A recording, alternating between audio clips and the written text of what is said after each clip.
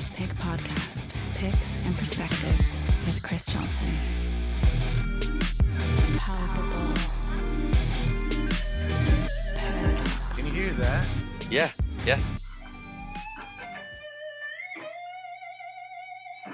Okay. Yes.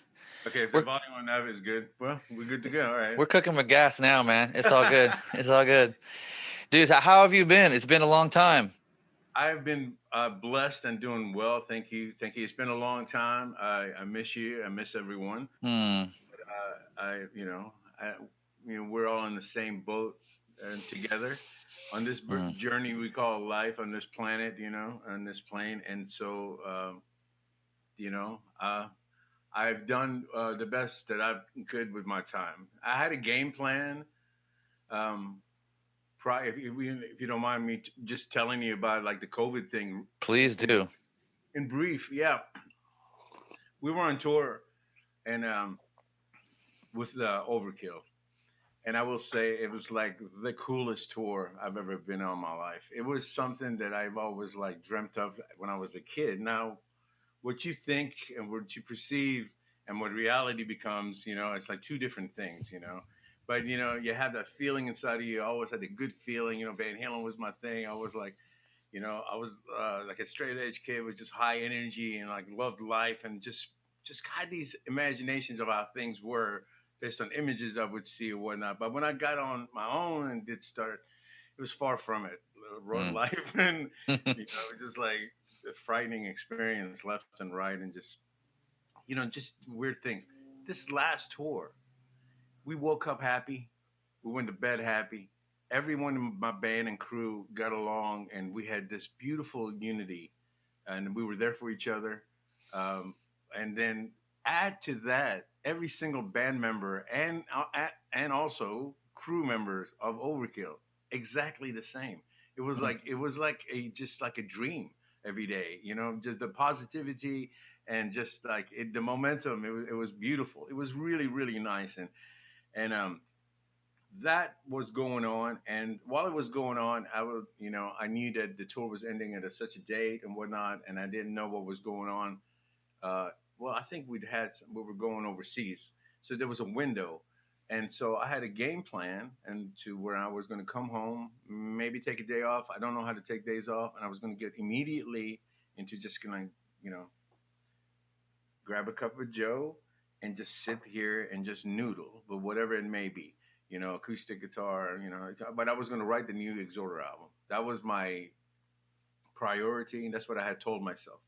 Well, the tour got cut off just 2 days short of its completion, which is not a lot, And then so I came home, me and Kyle. I lived in New Orleans at the time. We came back to New Orleans, and I got right to work, man.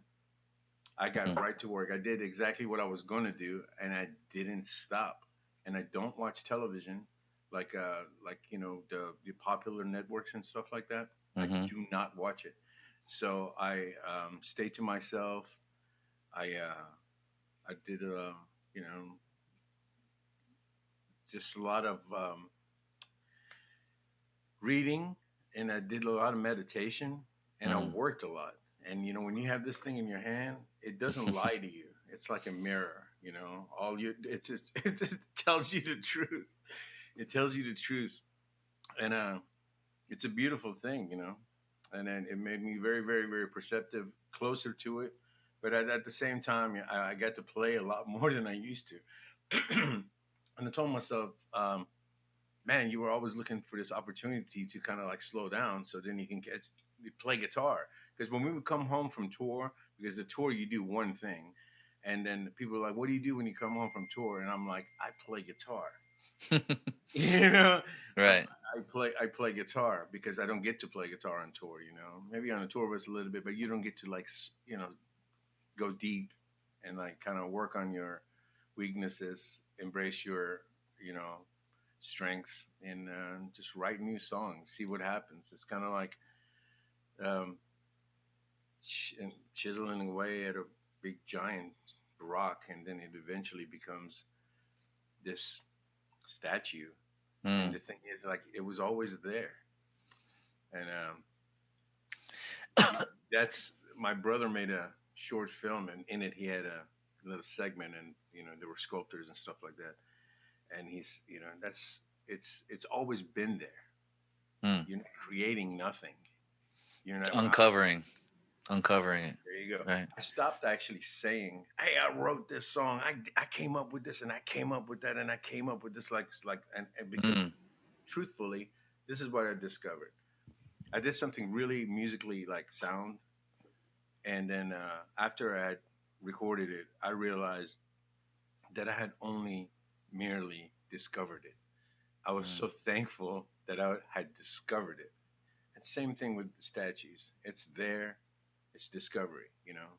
Yeah. And each stroke and each practice session and stuff like that is you on your way and your path of getting a little bit closer to that song, to that melody, to what may be. You know. I love that, man. That's well, you've always came with the high wisdoms, bro. Like so, and I don't expect anything less um than a bit of a Zen parable in a way, because like you've always been very tuned in to the ethereal energies. I remember from the first couple of meetings that we ever had at NAM and around our with our buddy Paul DeMaio. And yeah, man, he before I ever met you, he was like, you got to meet Marzi. Chris, no, Chris, you got to meet Marzi. Like you guys are going to be friends. Like you guys speak in a similar way, and all this. He did say the same thing, and then I remember the day, man. He brought me over to if I'm not mistaken, to it was your room. We No, came. I don't We think it was. Oh, maybe it was my room, but it was all the Strandbergs, right? correct, correct. Yeah. And you had one, and you busted it out, and I was like, dude, I didn't know you could play like that. Yeah, we Yeah, had job. we actually had Per Nielsen's like first. That's uh it. And yeah, yeah, that's what because it. it was like he had it was we hadn't even delivered it to him yet. But we were Paul was running around with all these Strandberg Bodens, and there was that dipped swirled one that was like the early prototype that Per hadn't even had yet, and we were all getting our greasy fingers all over it. I remember it. I remember it. I believe there's some pictures of that actually. Oh yeah, there's a good shot of me and you in there for just holding guitars and chilling. Yeah, I know. Yeah, I look quite as tired as I do now, man. Without the glasses, man. This is like I forget the actor's name. The guy that's get the really dark circles from the I forget his name. There's a few of them out there, but yeah. Well, I mean, but going back, I really love. I just wanted to acknowledge that this shifting our verbiage from yo, it's all me. I wrote this. Check me out. Like, well, look at what I came up with. Look at me, ego, I, right? Shifting it from that to, wow, look what I found. Like, do you guys want in on this? Because I found this thing that's going on when I do this, and when I let the energy flow through me like in this way, then this happens, and I want to share it with you. And if you're interested, then let's do it together. And maybe you'll find something that sits adjacent that accompanies this that makes it 10 miles wider. And that I can't say enough how refreshing it is to hear something like that, even though I still get locked into saying I wrote this or I did this, or at times you're reminding me in this moment to be aware and step aside um, and see what is available in that moment, in that time, especially when we're looking to write, we're looking to create more new things. That it's usually about the uncovering. It's usually about um, wow, all along there's been this thing in me, and I'm just now touching it. I'm just now like engaging it, so to speak, right? Yes, absolutely. And those practice sessions, the soul searching to get to the truth, which Mm, would be the song or like that, and because there's no one else there but you. That judge your mm, you got to look at your technique, you got to look at to see where to stop, where to continue, and all that. And that those pathways, you can block as an artist, or there's a flow to it. And I guess the more so you get yourself out the way, as I've learned in life, I'm saying all this now but this is not that I've been practicing this all over my life. Obviously, it's been nothing but you know uh, a long list of mistakes to try to get.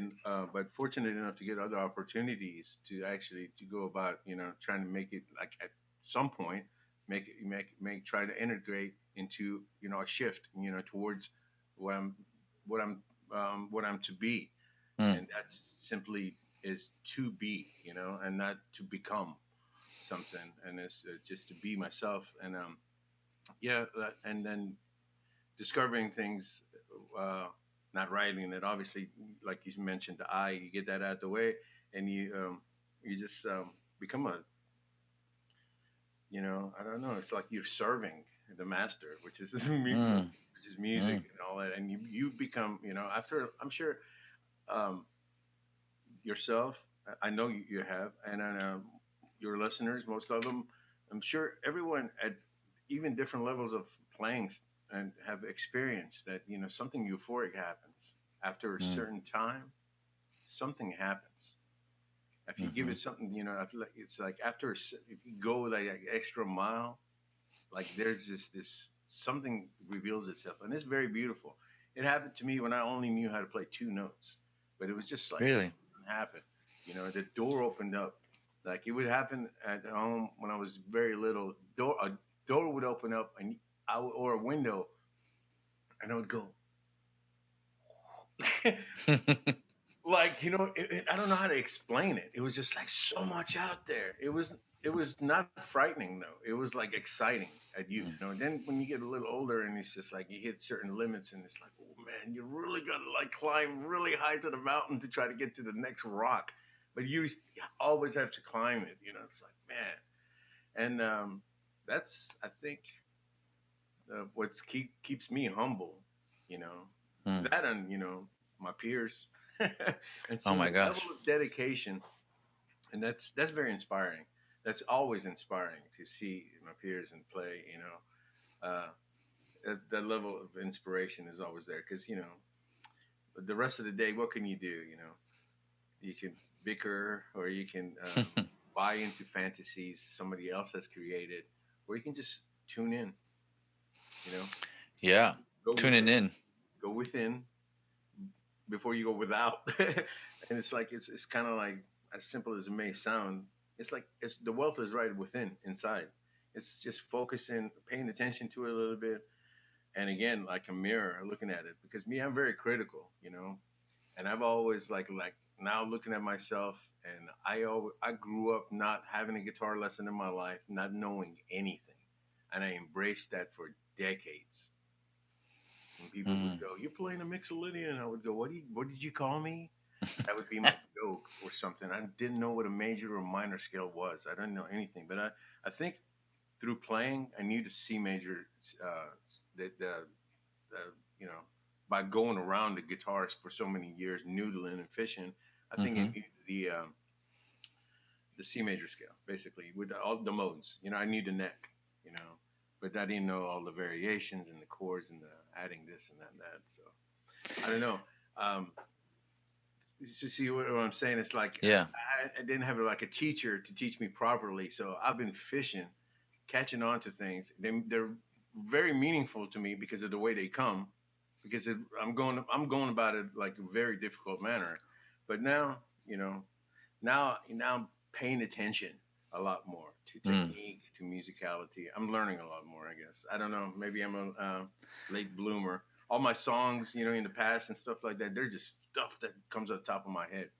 Stuff I that I love did that though. with Phil and the Illegals and stuff like that. All the leads that I had done previous to that on all my own stuff and all the his stuff, they're all just walk in because I had this Van Halen mentality because he was like first take, first take, first take, and I was Mm. like, man, you just got to go in and something's gonna happen, because sometimes happy accidents happen. So I would go Mm-hmm. for that in the studio, and that's what I used to do for leads.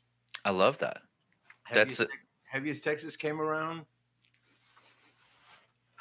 Completely changed my life, man. Completely flipped the script. So I mm. went for that fire and spontaneous, but like fire, but I wanted to catch it and remember it because Mm-hmm. I wanted to triple track like Randy did. Yeah. Oh, that's cool. And so I did, man. I did. On that record, all my leads are triple track. I put one on the left, on the right, and one in the middle. And Mm. I wrote those leads, man. And I'm most proud of those leads. And the last Exhorder record, too. But I'm really proud of that stuff. The last Exhorder record, though, I didn't triple track no leads. No, Just let it fly. yeah. Maybe a harmony here and there. I had done Michael Sweet's solo album on a Wednesday, and then I drove to New Orleans on a Thursday and started working on the More in the Southern Sky, and I was done by Sunday. Wow. That's cool. That's a great approach too, man. I really, I like hearing your story about that because I feel in a lot of ways similar. I feel even though I've been to school, I've had a lot of teachers and but a handful of teachers. I mean, you could say a lot of teachers because everybody's your teacher if you're holding the tool, right? You know, if you're holding the wisdom that comes your way, right, then it's all a lesson, right? So even the ones that show up that are not your thing, that are not your flavor, they're just proof of what you don't want to do, right? Or what doesn't work for you, you know, maybe. But I love that because that you kind of in a way we're just stabbing in the dark, just like shooting in the dark. You're like, okay, oh, that's the note I want. That's the run I want. I'm gonna go for it. And you kind of memorize that out of the darkness. You pulled like some order out of chaos, right? Versus having somebody next to you shining the light and go, no, no, no, over here, over here, over here. No, no, no, over here, over here, over here. So I can imagine the wins feel huge because you probably spent a lot of time fumbling around in the dark, and then all of a sudden shows up, and you're like, oh, I got, and then there's like it's revealed to you, and you earn it in that way. I'm not saying that when you take lessons you don't earn it, but right, if I just gave a kid a guitar that's never touched a guitar and never showed him anything, and then a year or two later, or 3 years, 4 or 5 years later, he comes out and he can play songs or he's written songs. um, that's incredible because you find your own way, and there's something about that, without being lost, without a map, and finding your way back. It means something. It means something to you. It's deep. I've Mm, never heard anyone quite put it the way you just put it. It's you just nailed it. That's absolutely beautifully true. And I will say this, that what that that that now looking at the positive side, because you're right. Not to say the people that have you take lessons don't have it. They're it's now it's like trying to like what you could actually do if you knew stuff, having that passion and stuff like that. So it's like that for me right now. That's why it's like it's never ending, man.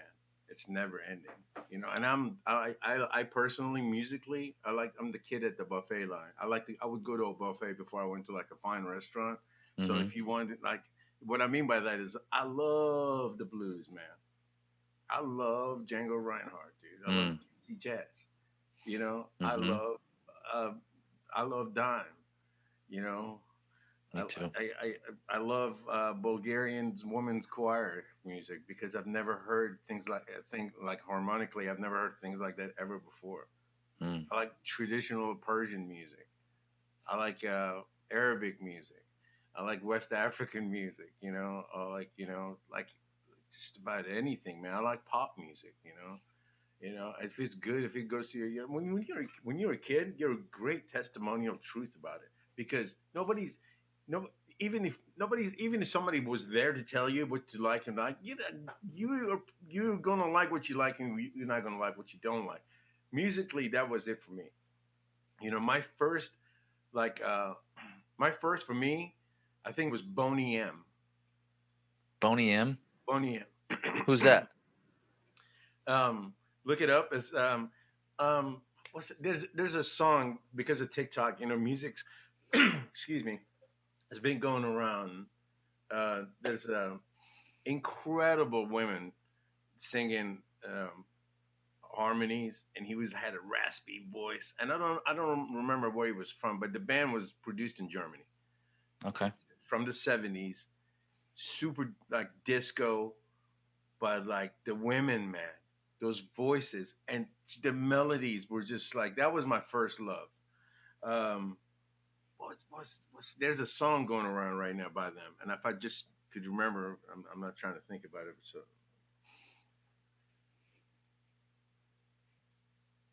uh, uh, I'll look it up while we're talking. So anyway, that was like my first love for Western music, but it was just filled, man, with melodies, just like total melodies. But prior to that, for me, was classical music, like Mm. classical music, not like what my parents were listening to, like traditional Persian music, but like classical music. The very first piece of music that just went, wow. My parents were moviegoers, and they actually went to see the original, or whenever it showed in the cinemas in Iran, the Romeo and Juliet. I was the Oh. only child for like 5.5 years, so I may have been two. And then over there, like every kid wants to play soccer and stuff like that, you know. Mm-hmm. So even then, it's like the 70s. Uh, I came home, and I still remember to this day, all these years later, I could not get that la la la la la la. It was the most beautiful melody, man, I'd ever Mm. heard. And the movie was really sad ending, you know. So that kind of like hit me too at the same time. Just really melancholy feeling. I think I was too young to see a suicide kind of scenario, Mm. but I comprehended it. But the melody, dude, that moved me. And I think I went from classical music and just making up shit in my head, walking to school,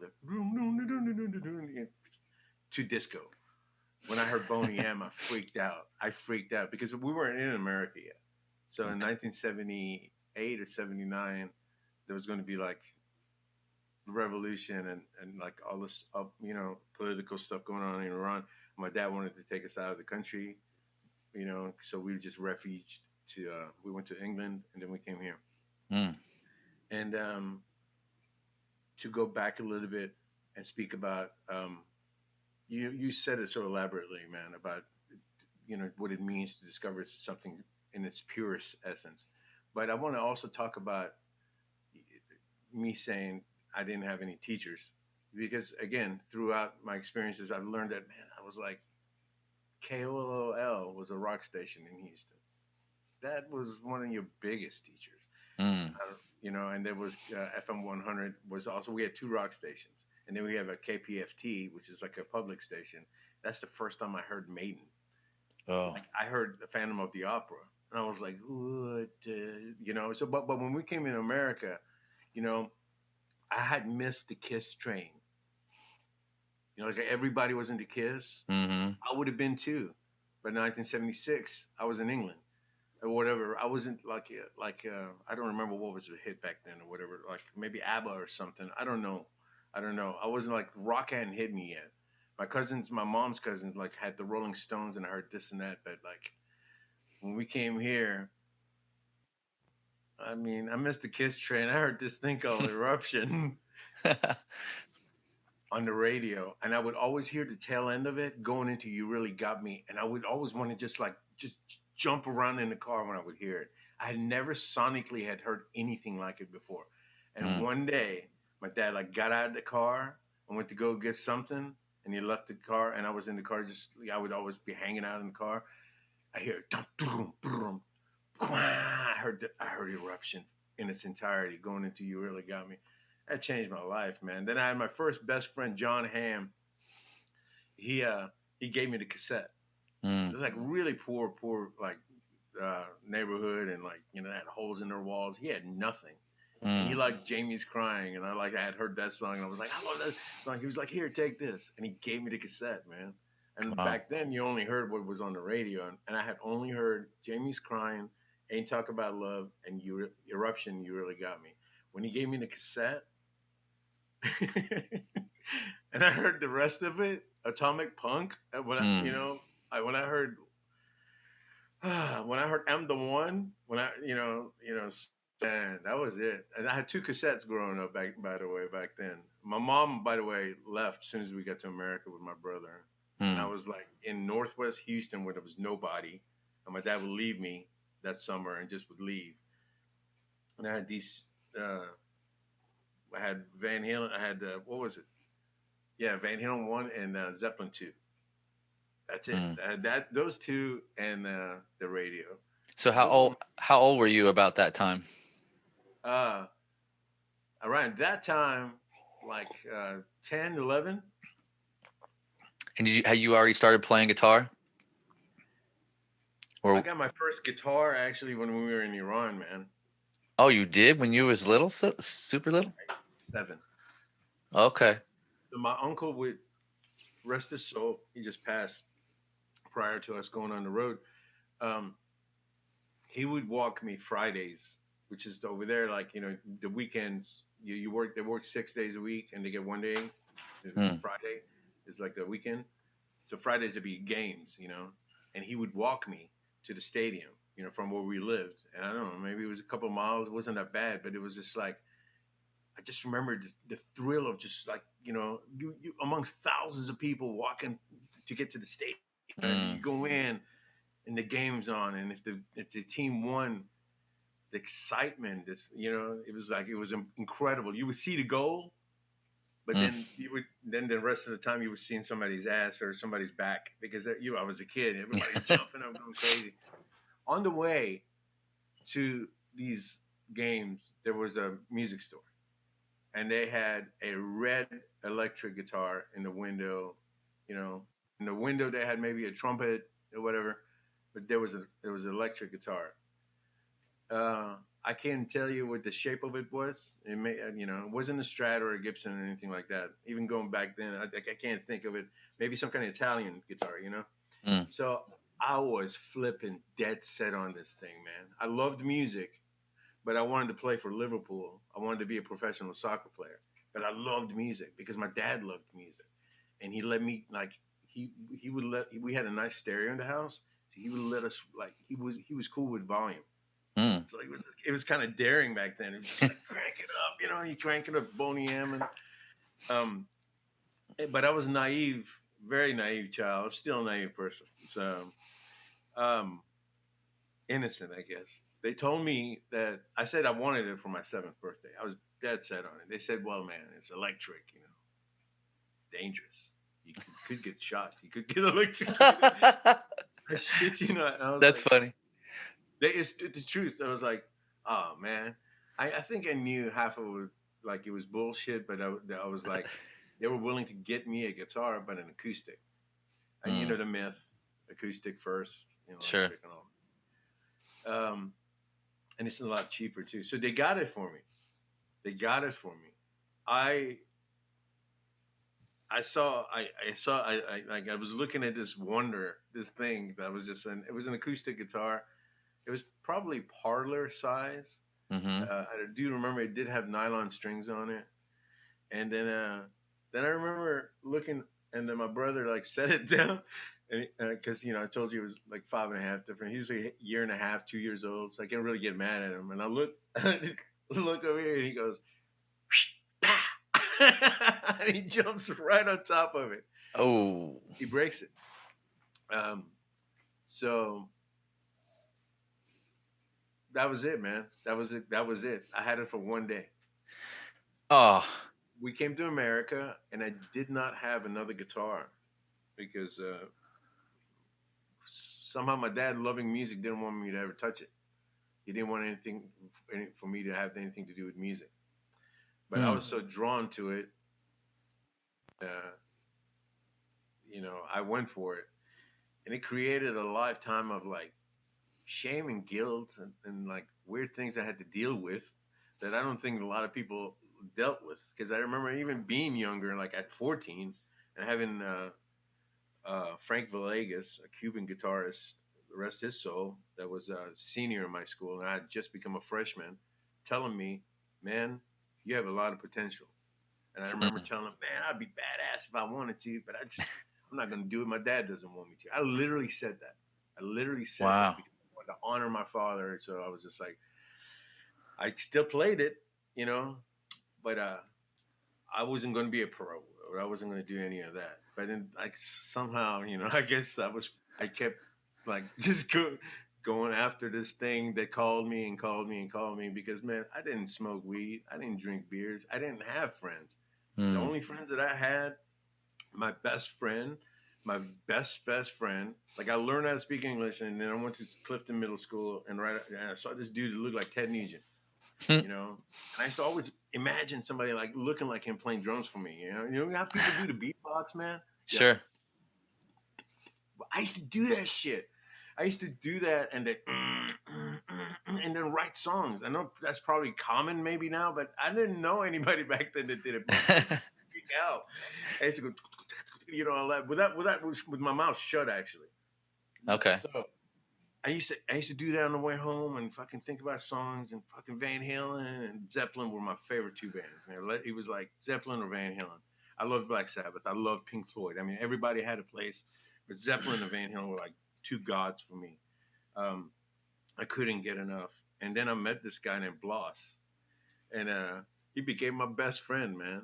And then he was like, "Yeah, man, I saw you, man." And, we were like the only two dudes. Well, he had long hair, past his ass, and I had an afro, but not an afro, but like just yeah, I had a fro. But I would wear concert shirts, and I would wear them because I would go to them. My dad would drop me off. I went to my first show actually when we got to America. I was 10 years old. He dropped me off. We're from Houston. He dropped me off in Dallas. Dropped me off at Cotton Bowl. Was I'll pick you up later. I'm Wow. talking about, bro, like there's no pagers at this time. That's Is back in the day. 79, 19. Yeah. Yeah, dude, the Eagles played Foreigner, April Wine, Cheap. And Bro. I don't speak English, but I had to go. I heard it on the radio. A non-English speaking 10-year-old dropped off by himself in the late 70s. He probably didn't even wear a seatbelt on the way to the show either. Did not wear a seatbelt. we did not wear seatbelts. And get this, man. I don't know where I was. You got to remind me because I want to finish what I was talking about. Yeah. About the guitar thing. But I do want to say that particular fucking concert, I would walk to the front where he dropped me off periodically as a good son to see if my dad was there because I didn't want him to wait. So in between bands, I would run up there. Before the Eagles played, I went to do this. They were the headliners, right? I was walking and there was like, I remember fountains, water fountains over here by the Cotton Bowl Stadiums in Dallas. And it's over here. And then I looked over here and I'm a kid. And I see all these freaking long hair hippies, like 1,000 of them, like in a movie, just like running towards me, going sideways. Like I was shocked. Then I see like, looks like light bulbs hitting the ground and like pow, like there's puff, like powder going up and stuff. And this one guy's like the first guy running towards me, he's going, "Run, kid, run!" Whoa. I literally didn't know what the fuck was going on. I started running, but I inhaled it, and it was tear gas. I had no idea what was going on. So these guys were trying to get into a gate at Cotton Bowl Stadium that was shut, and the police shot tear gas at them. It was a large group of people. I don't know why they need to do that. They were already inside. I don't know what was going on, but whatever they were doing, for whatever reason, I got tear gas, and I'm like, bro, I come from the Middle East and this shit don't happen to me. And I come to Dallas, Texas, and I get tear gas at a rock concert. And it sucked. And I remember it vividly because it's just like, yeah, it's like your nostrils, your eyes, your throat. It is all on fire. It's like somebody has just got a torch going down, like both your eyelids, your whole face, your throat, you're on fire. It's terrible. So an older person took me to the thing at fountain and just threw water on me. And after that, I was just like kind of spent. I sat down on the corner waiting for my dad to pick me up. I went to all my concerts like that, actually. Did you get to see the Eagles or no? I did not get to see the Eagles. Okay. I went to the show. I saw April Wine. I loved April Wine. Mm. So much guitars. Mm-hmm. I want to rock. You know that song. Roller. All those songs. Again, radio hits that I grew up on. Hagar. I never heard anybody say fuck so much. I never heard anybody cuss before. The Red Rocker, red Dean, red shirt, red spandex, blonde, curly hair, and was talking about somebody had boxed. There was like a boxer at like around that time period. He's talking about a boxer, something like that. Christopher Cross Mm. opened the show. Wow. I remember him wearing a 34 Houston Oiler uh, jacket. That's Earl Campbell's jacket. And he also, one of the rare times I've ever seen anybody play a, a, a Sunburst double neck Stratocaster. And Whoa. he played his hit song "Sailing" and all that stuff. And he was just like a real soft spoken guy. And he had Sammy Hagar, who else? Foreigner, Cheap, yeah, Foreigner, all that. But I missed the Eagles, man. I flipping missed the Eagles. And after that, they went bye bye till they came back, years Mm-hmm. later, Mm-hmm. decades later. So that was So my first concert in America. So where was that's amazing. You were 10 years old, first concert in America. So how long before you got your first electric guitar in America? in America? 12 years old. 12 years old. And what guitar was that? Okay, so my dad had given me a Canon or something like that for my birthday. It was his camera. He'd given it to me for my birthday. Uh, and I would go to this pawn shop and had my eye on this Stratocaster looking thing that had, instead of like a toggle switch, it had like three buttons. And Oh, it was, cool. it was a burst, and it looked like it had the '70s headstock on it, but it Mm-hmm. said Queen-O on it, like Queen, and then O on it, Wow. Queen-O. It probably was again maybe an import, like an Italian, or it could have been like I don't know. This guitar's action was this high. I traded the camera for it after getting permission. I said, "Is it cool if I do this?" He said, "Sure." So I went in there, and that guy was like, "This camera for this piece of shit?" Sure. The guitar wasn't worth $20, but I gave him like a $350 camera for it. But I went home and I just got into it, man. And I didn't understand anything, but and it was just really supremely tough to play this. I Mm-hmm. couldn't do that. The action was so high, I couldn't put chords together and stuff. And I looked down one time and I had screws on it once, and I went down. By the day I had done that, my fingers had built up a little bit of strength. I did all the shit a kid would do, I guess. I sanded it down, I sprayed it white, like Mm. sprayed it with a spray can like this close, Mm. dripping everywhere.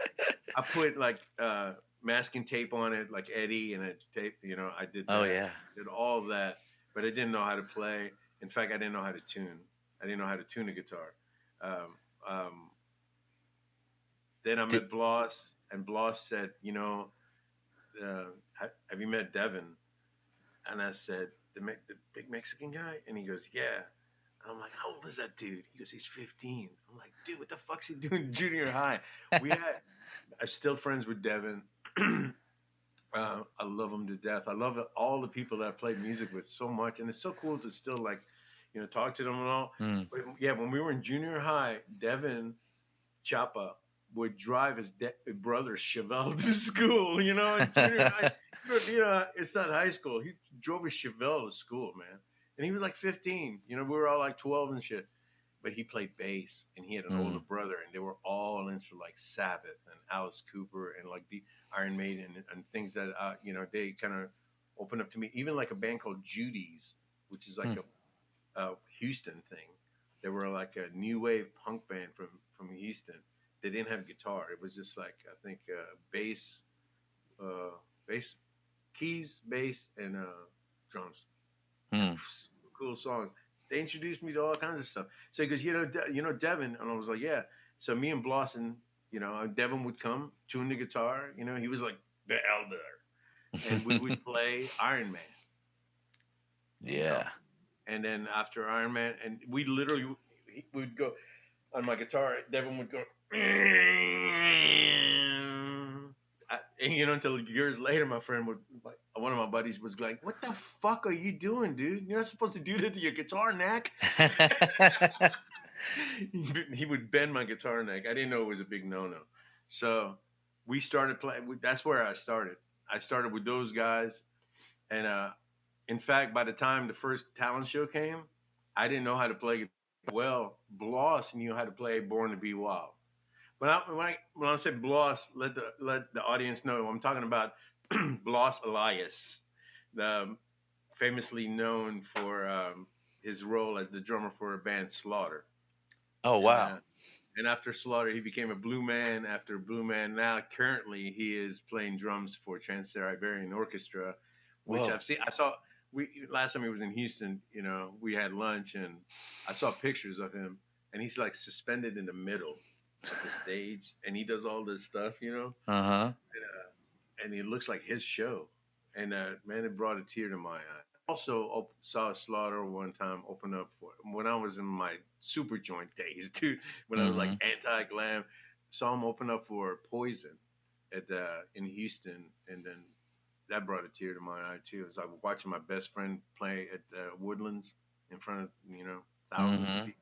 It was just like That's a big it just deal. took, I wasn't a big fan of the band. I wasn't a big Poison fan either, but Brett Michaels was like one of the nicest guys I've ever met. He was like so nice to me, so hospitable.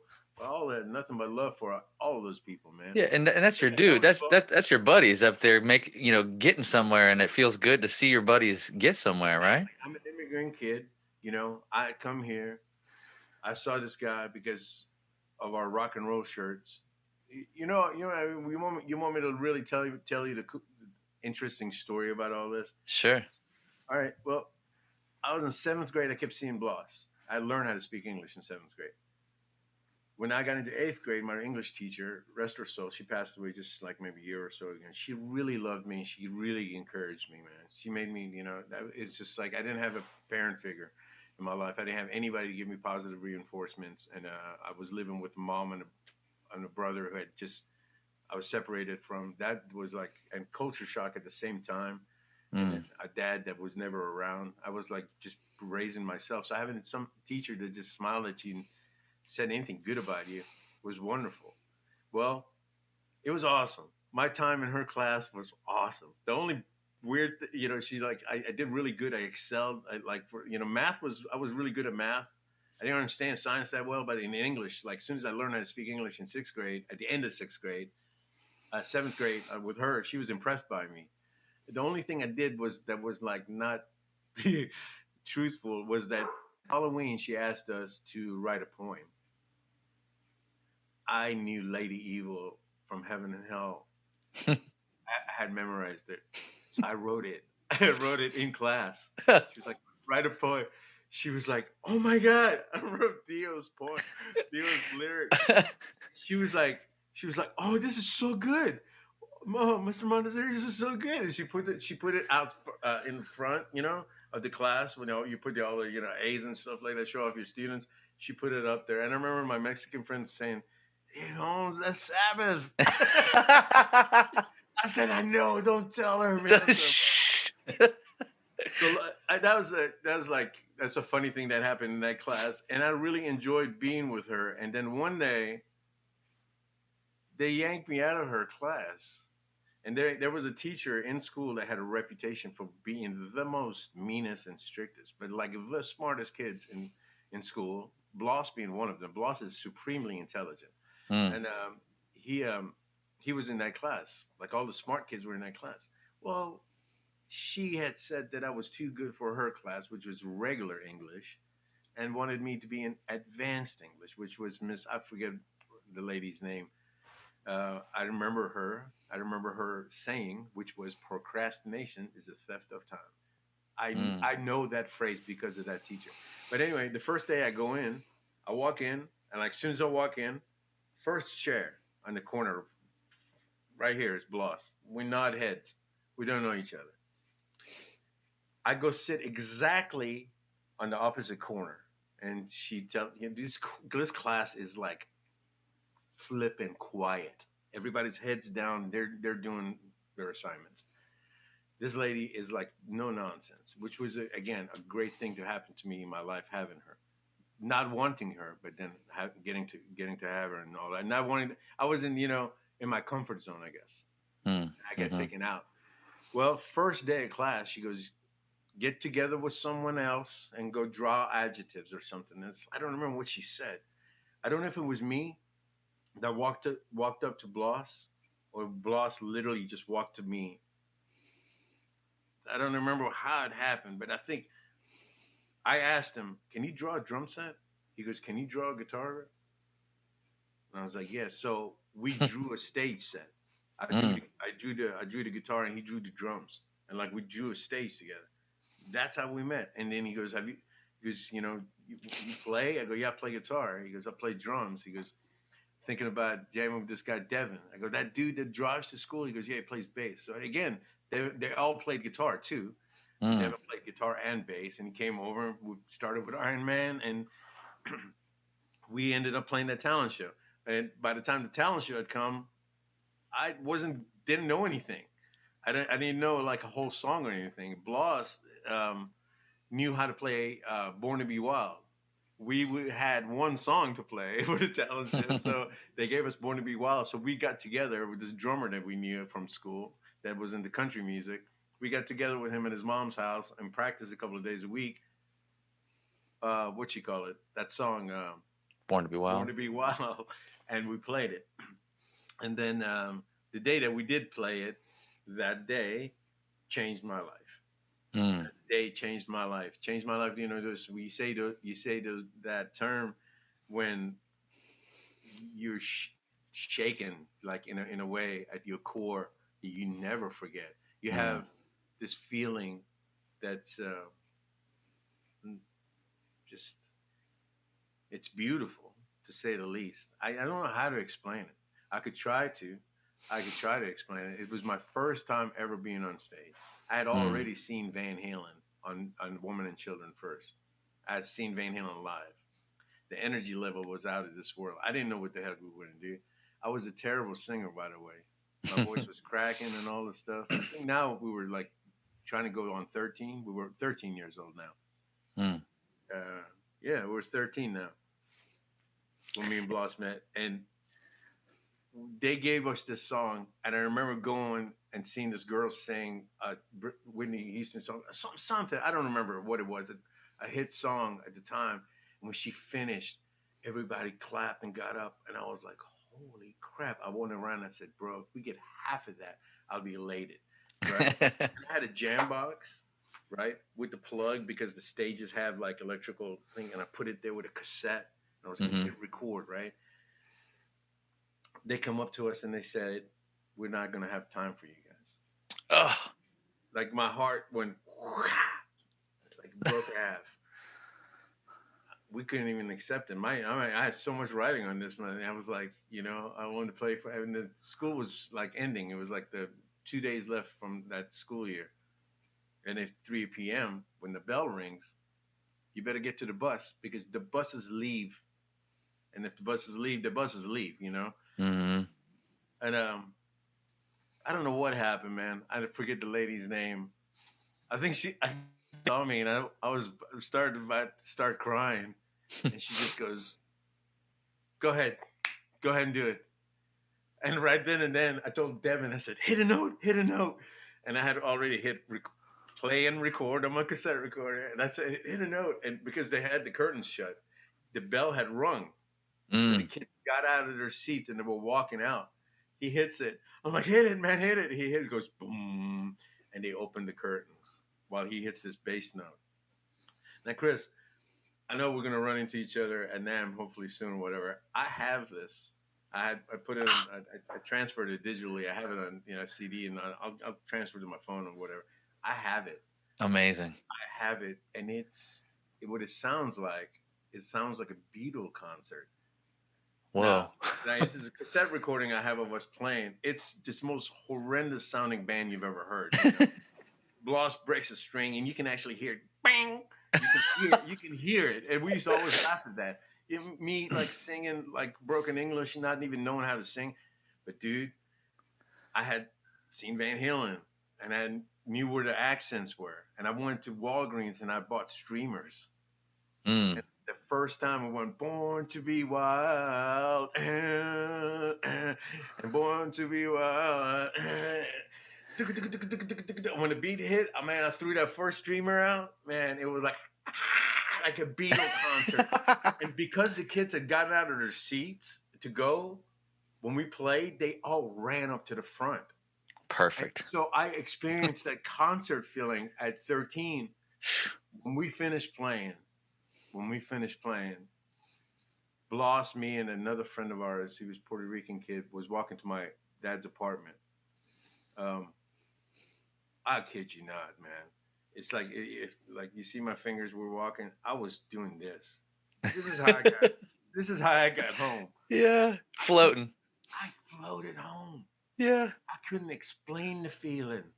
I Mm. couldn't explain the feeling. It was like the most joyful, just free, just music. I was like, this really happened. It was the most beautiful feeling. And man, I tried to search for that the rest of my life. On high school when we played, and I was playing now.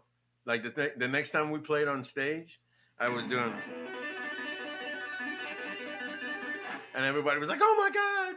So this was ninth grade at Scarborough High School. I'm doing eruption things like that. Like everybody's tripping, but I still didn't get that feeling I had gotten in 8th grade. Man, what a great story. And what I love hearing about your story and your kind of origin story as a guitar player and as a human is that despite all odds, like you weren't surrounded by musicians, that were all, hey buddy, come here, I'll show you how to do it. That wasn't how it happened. And there was, but yet there was all this premonition. There was all this kind of like foreshadowing.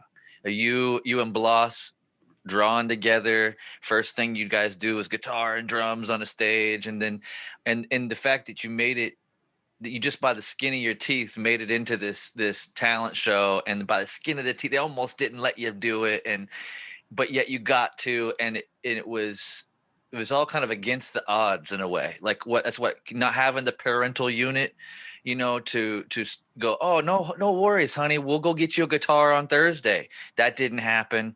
Like you had to like sort it out. You had to uncover it yourself, and kind of but what it's like, because of that, to me it sounds like yet again, there's a greater joy, a greater thing, a greater, I don't want to say it's greater than somebody that got the support, right? Like it's hard to say that, but like in Eastern wisdom, they say the greater the doubt, the greater the enlightenment, in a way, the greater the reveal, right? Like in some ways, and in some ways, like, when you have less help and less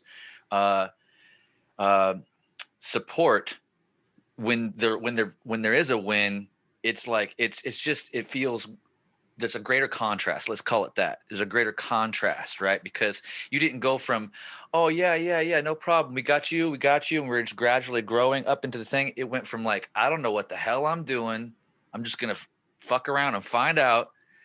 And you found out that was your path. That was, and I think that that feeling that you felt, especially on that day, was like this like, oh wait, my life is falling into the track. I can almost feel like this is going to the place that I've always wanted to go. I've always wanted to do this thing, right? And I think that's, we find it, some days we find it in the actual guitar playing. You keep saying that, like, this is the truth. This thing tells you the truth, right? And man, what a beautiful thing that is, because some days you don't spend enough time to uncover what's there, right? Or you just don't have it because you're on tour. You don't get to go deep.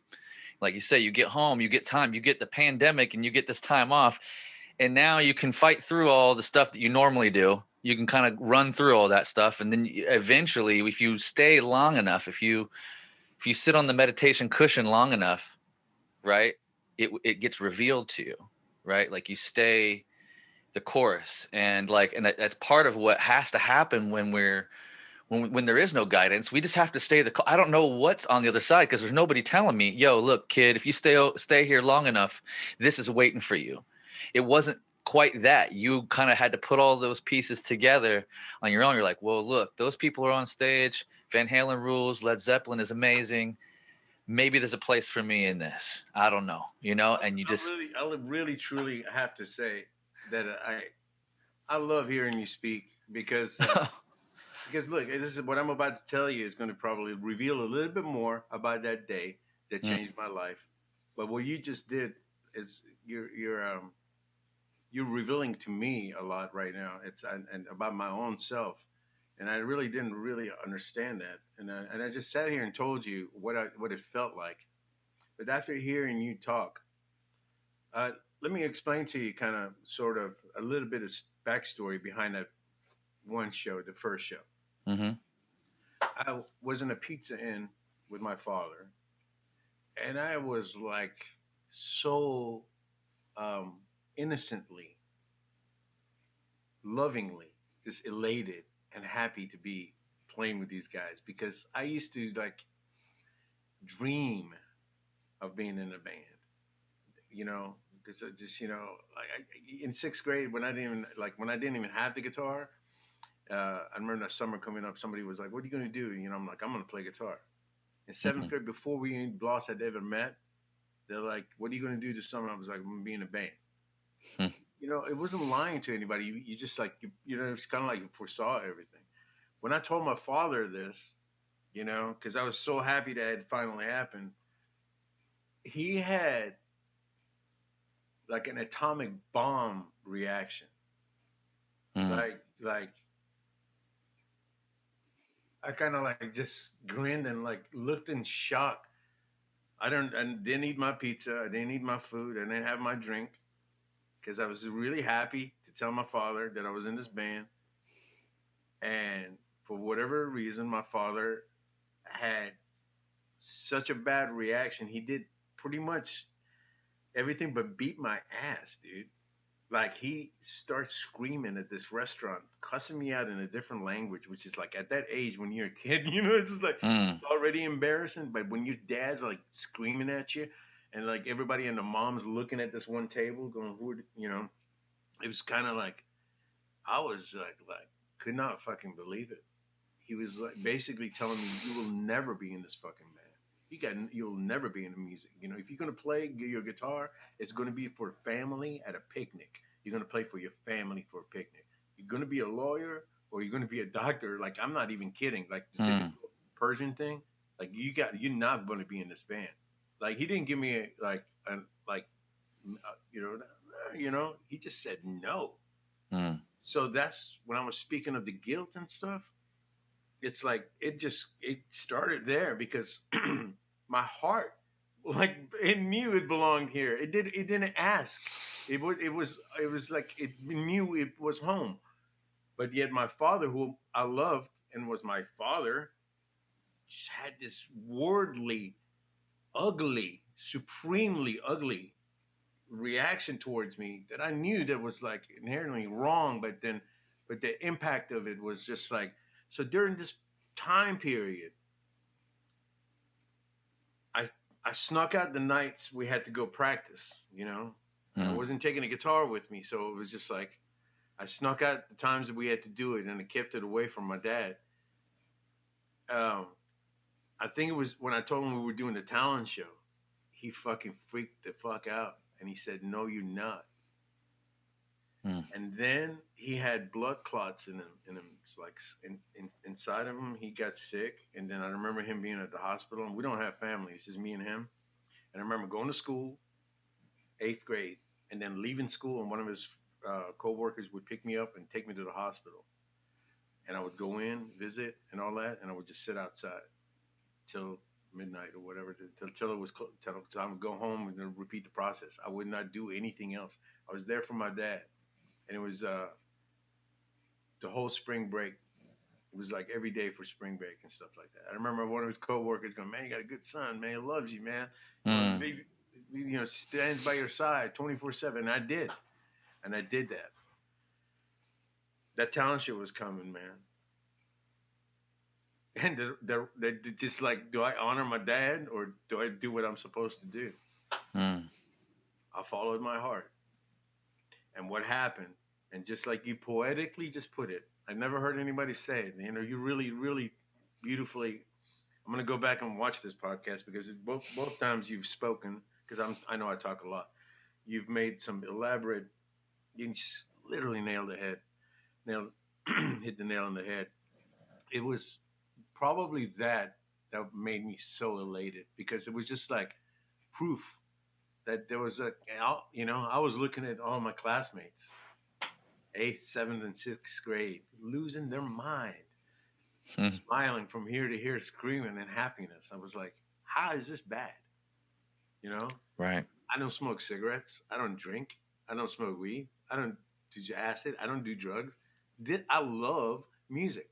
I love music. In fact, man, when I say I'm naive, I remember first older people I saw, they were like, man, you know, Zeppelin parties and shit, man, they're fucking party, Van Halen, they're all getting wasted. I'm like, I got offended, man. I was like, no, they don't. It's like, you know, I was like, because you think they're like you know, when you're a Right. kid, and you know, you think you are them, dude. The relationship that it's not even it's like you're like glued, man. You get Mm. it. You get it in a like you get it in a different way. I don't know how to explain it. I can't explain it to anyone.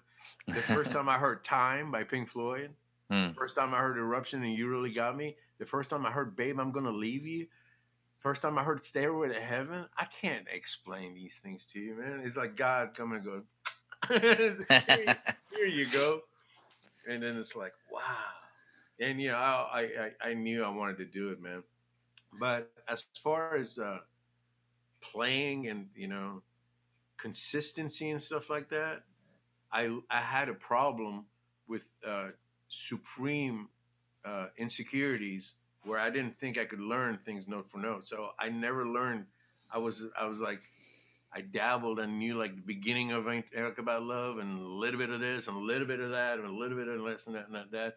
It wasn't until we got in a band with me and Bloss where we started writing our own songs where I Mm. had to actually finish songs and write, you know, elementary type songs that were like trying to be Van Halen. And Mhm. eventually they started sounding songs that would be like sounding like Dokken, you know, mixed with Iron Maiden.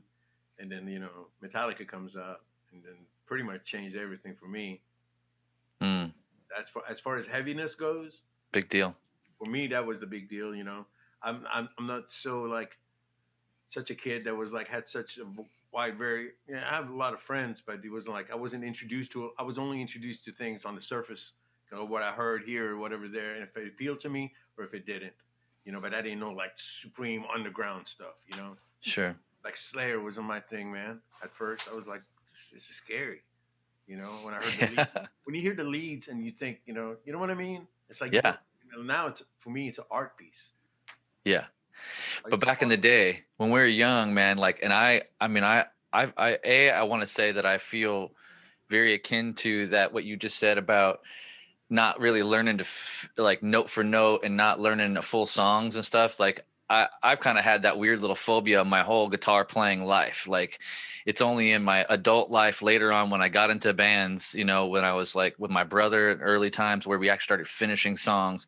I would started to finish songs and recordings and stuff, but Had to I, when you had to. yeah, when I had to, but I'd never really learned cover songs because A, I was afraid of being compared to that. B, I wanted to find my own voice and my own expression. I'm like, I can make something that honors that energy, but that's their thing, and I don't necessarily want it. I don't want I had kind of both those things, you know, both afraid of it and both not wanting to mess with it because it wasn't really mine to go and mess with. But and then you know the idea of shifting into a place of like wanting to, you know, finish those songs and be held accountable for your own stuff, that gave me a little bit more confidence. I can imagine it did for you too, where you get to the point where like, oh man, like we actually have 3 songs, man, that is kill, we are going to be famous, I have 3 songs and I know how to finish them, and that type of vibe is so amazing. I wanted to back up and just ask you though, because we've done so much origin story through all this. I'm curious if you remember where you got your first guitar pick, and like when you started using a guitar pick, and do you remember what it was, and how did you get to play what you play now, as for a guitar pick? Great question, man. Great question. The pick discoveries, they're back, when you're first starting out, the pick thing, like the variety of picks and what's what, and go to the music store and there's like, like candies, all these little things. I'm trying to think. I think I went and got a whole bunch of picks at once at Texas Tom's music store because they had like a little thing. Mm-hmm. And then I think I started dabbling to see what was what. And I remembering thin picks were not my thing, but they sounded the best for acoustic. I was like, man, strum a thin pick on acoustic? Whoa. But I think right off, to be honest, the bat, Fender Extra Heavy. Oh. Fender Extra Heavy, the white pick. That was like what felt good in my hands. Nice. And I played that in my teen years. And then the picks to this day, man, you can put different picks in front of me. I can, they feel the way they feel in your hands, the way they sound. It's people like, I don't see how people, they can't actually tell sometimes, but there's such a significant difference. And I'm glad we're talking about it because it's like, it's going to take me to where I am today. Fender Extra Heavies. I remember at some point, I got brave enough to glue 2 Extra Heavies together, light the end up, burn it, and then sand it to like clean up and give it an edge to have this monster pick. Whoa. Like, which was like a 2.0 maybe? Sure. Maybe. I don't have no idea. Maybe even thicker. But I was like, I did that for a small period of time with my like experimenting with stuff. And then came the 1.14 purple Dunlaps. That was it. Daryl would play the one right underneath it. That was the green ones. Yep. The 8.88. But the green ones still had a little play on it, but the 14s didn't. It's 1.14. Yeah, they didn't. So you take this, you take me from all through the 90s, to 2013. That's all I played.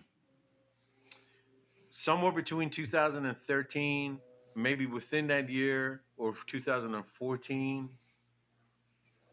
Now, either it was you or Brian Kehoe.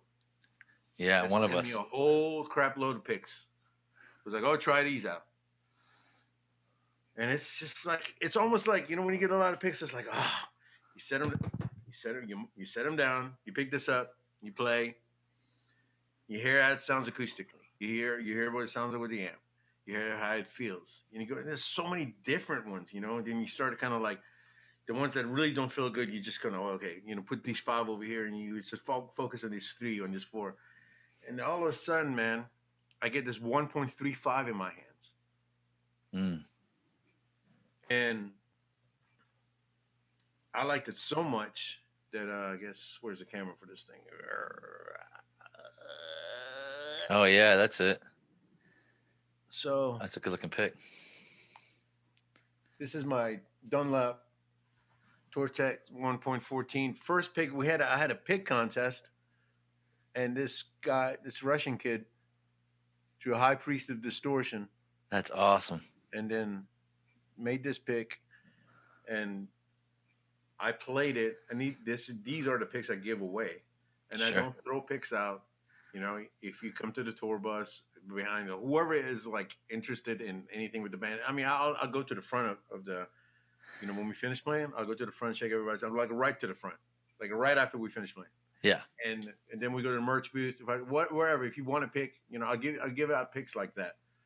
And then I had the same thing for Exhorder, same exact thing.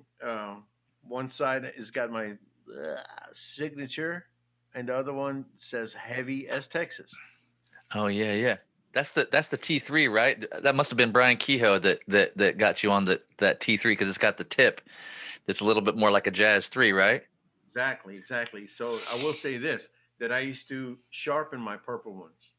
Oh. Sharpen them. 5 strokes this way, it has to be carpet, and 5 strokes this way. And if it's fresh, fresh, fresh, but if it's round, 10 strokes perfectly. If you keep going, you'll end up with like a Jazz 1. And then, I mean, you'll end up with like a dime.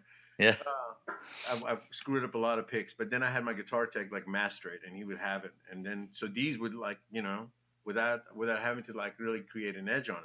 So I use these guys, and then the bass player for Crowbar, Shane Wesley, came over to the house, and he had these like the array of jazz picks on him, and that's when I contacted you, and I get another. this time I think it was you. I got a bigger bag than I did first time. We tried these out, and it was like, oh god, so much coolness. Like the JP stuff, man. Oh yeah. Those were like so cool, man. They were like really cool. And I started. Sorry, my overdrive pedal was like falling. I liked it so much, and then I had a pick that he had left me, and I had the blue Tortex. I like that, and then I played them, and I was like, man, the Dunlop it's just like, I don't know, it's a 10 for me. But I'm saying in comparison to what he had brought, I was just trying to see what was going on. It was like a few notches above. So I was like, bro, this is perfect. So now I believe I'm playing the Jumbo Jazz 3s. Ooh, and 1.0, they would be the blue ones. Is that what you're saying? I think these are the blue ones. Okay. Oh no, wait. Jumbo Jazz is I think these are 1.14. Oh, they make them in Tortex. You can get them in 88. You can get them 1.0, 1.4. Yeah, so I'm back. Oh, at 1.14 now. Yeah, but I've changed pick sizes, and I remembering the first time I held a Jazz in my hand, it was just like I didn't get it, And again, you have to understand this whole journey for me has been just that. I've been a very isolated kid, even in my 20s and 30s and 40s, I've been isolated. Spent a lot of time even having raising children, and then being on their own now. I'm very isolated. So, now watching the whole pick thing, man. I'm like observing like all the ways I pick. I pick like a freaking maniac. I don't have one way of picking. I don't have that. Do you shift it around a little bit, or do you hold it kind of the same way, or I change my angle when I'm going super fast? I like some fingers come up with certain other things. Sometimes I have this. Sometimes I have the traditional, grip. I originally would just go like in circles, like.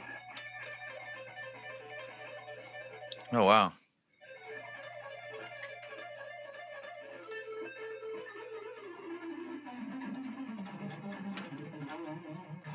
I would go around in a circle, and I remember people going, "That's not right." But I mean, if I wanted to go like,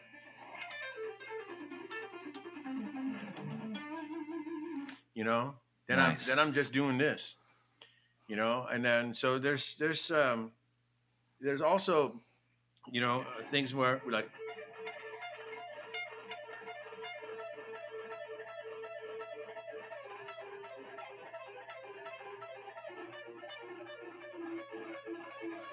I do that. I like that. You're like playing between two strings there when you're doing that, right? So you're kind of going in between the two, picking on the inside, kind of. Yes.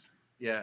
And then it's a cool little thing. Again, these are like my strengths. These are things that came naturally from really sitting there noodling. Mm. I had my hard times in my 20s. I lived homeless, but I had a guitar. And I found a garage somebody let me stay in. No food, water, just sat there and played. Wow. And things happen. Mm-hmm. Things happen, and then you're like, oh man, this is really cool. And there's a lot of techniques that I'm working on now that I see like I can't do the two-handed tapping kind of stuff That's at rough. all. Like I'm like the worst guy in the world, but like I want to learn. So I'm like, man, I've been learning how to do all that stuff. But I tend to my strength and the pick, man, I do all my stuff with it, and then I go like, what works and what doesn't. So like Mm.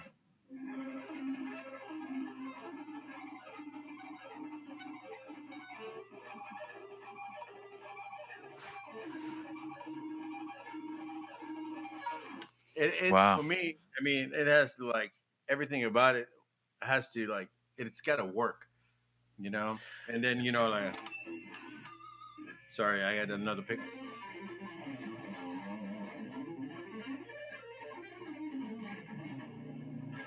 I pick sometimes and I don't. So this is like very important to me. I'm a fan of doing triplets with two pick strikes. Mm. That's something that's always been my thing. Yeah, So middle note is a legato. actually third note. Oh, third note. I'm Da picking the da first two. ba. Okay. It's like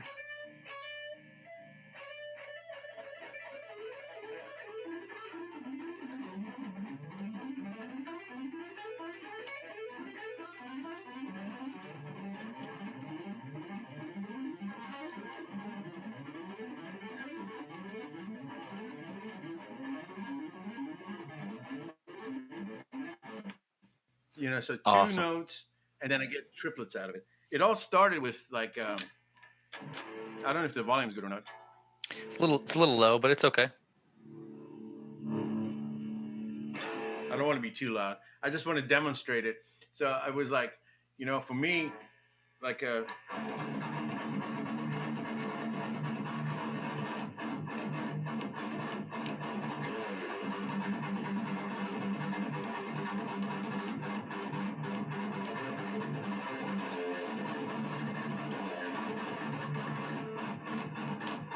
Yeah. slamming this guy to get the third note. So all that other stuff came about. I was going, well, man, I need to do that on the fretboard. Like,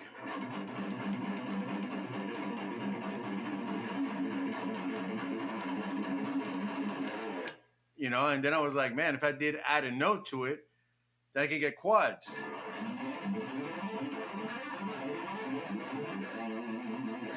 And that's the two. And with the three notes, so I get four out of it.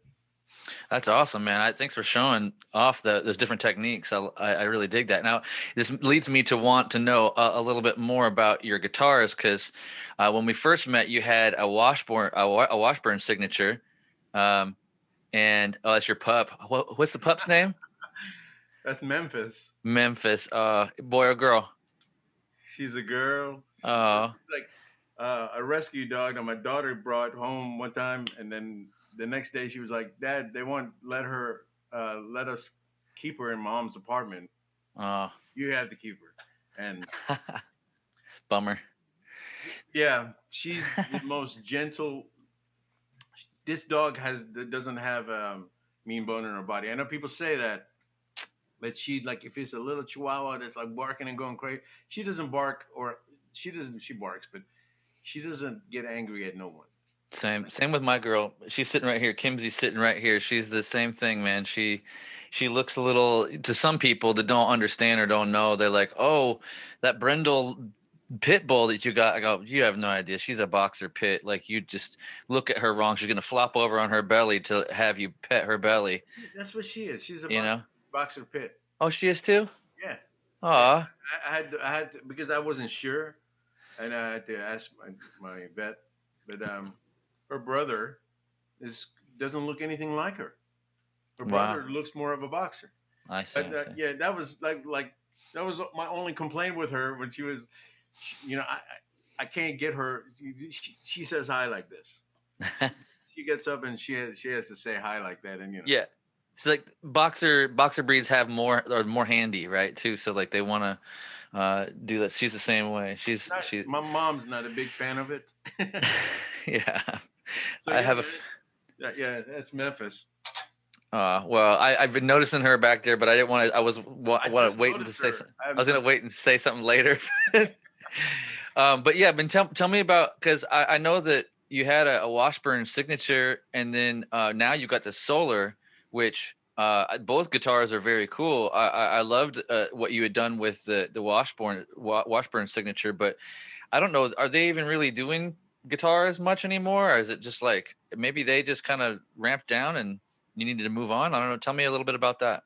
Uh, do want to say that the people of Washburn, like absolutely amazing people. They're still great people. I still communicate with them and talk to them, and I will tell you an interesting story about Washburn right now. In conclusion of all this, but initially the reason for my departure was because the climate of the world, you know, and business forces certain companies to, you know, to like have drastic changes within the company. Mm, And when that happens, you know, sometimes it's not, you know, like the president or the vice president or the people, you know, like your rep or whatever. It's not their fault, you know. sure. So I don't take anything personal against Washburn at all. They great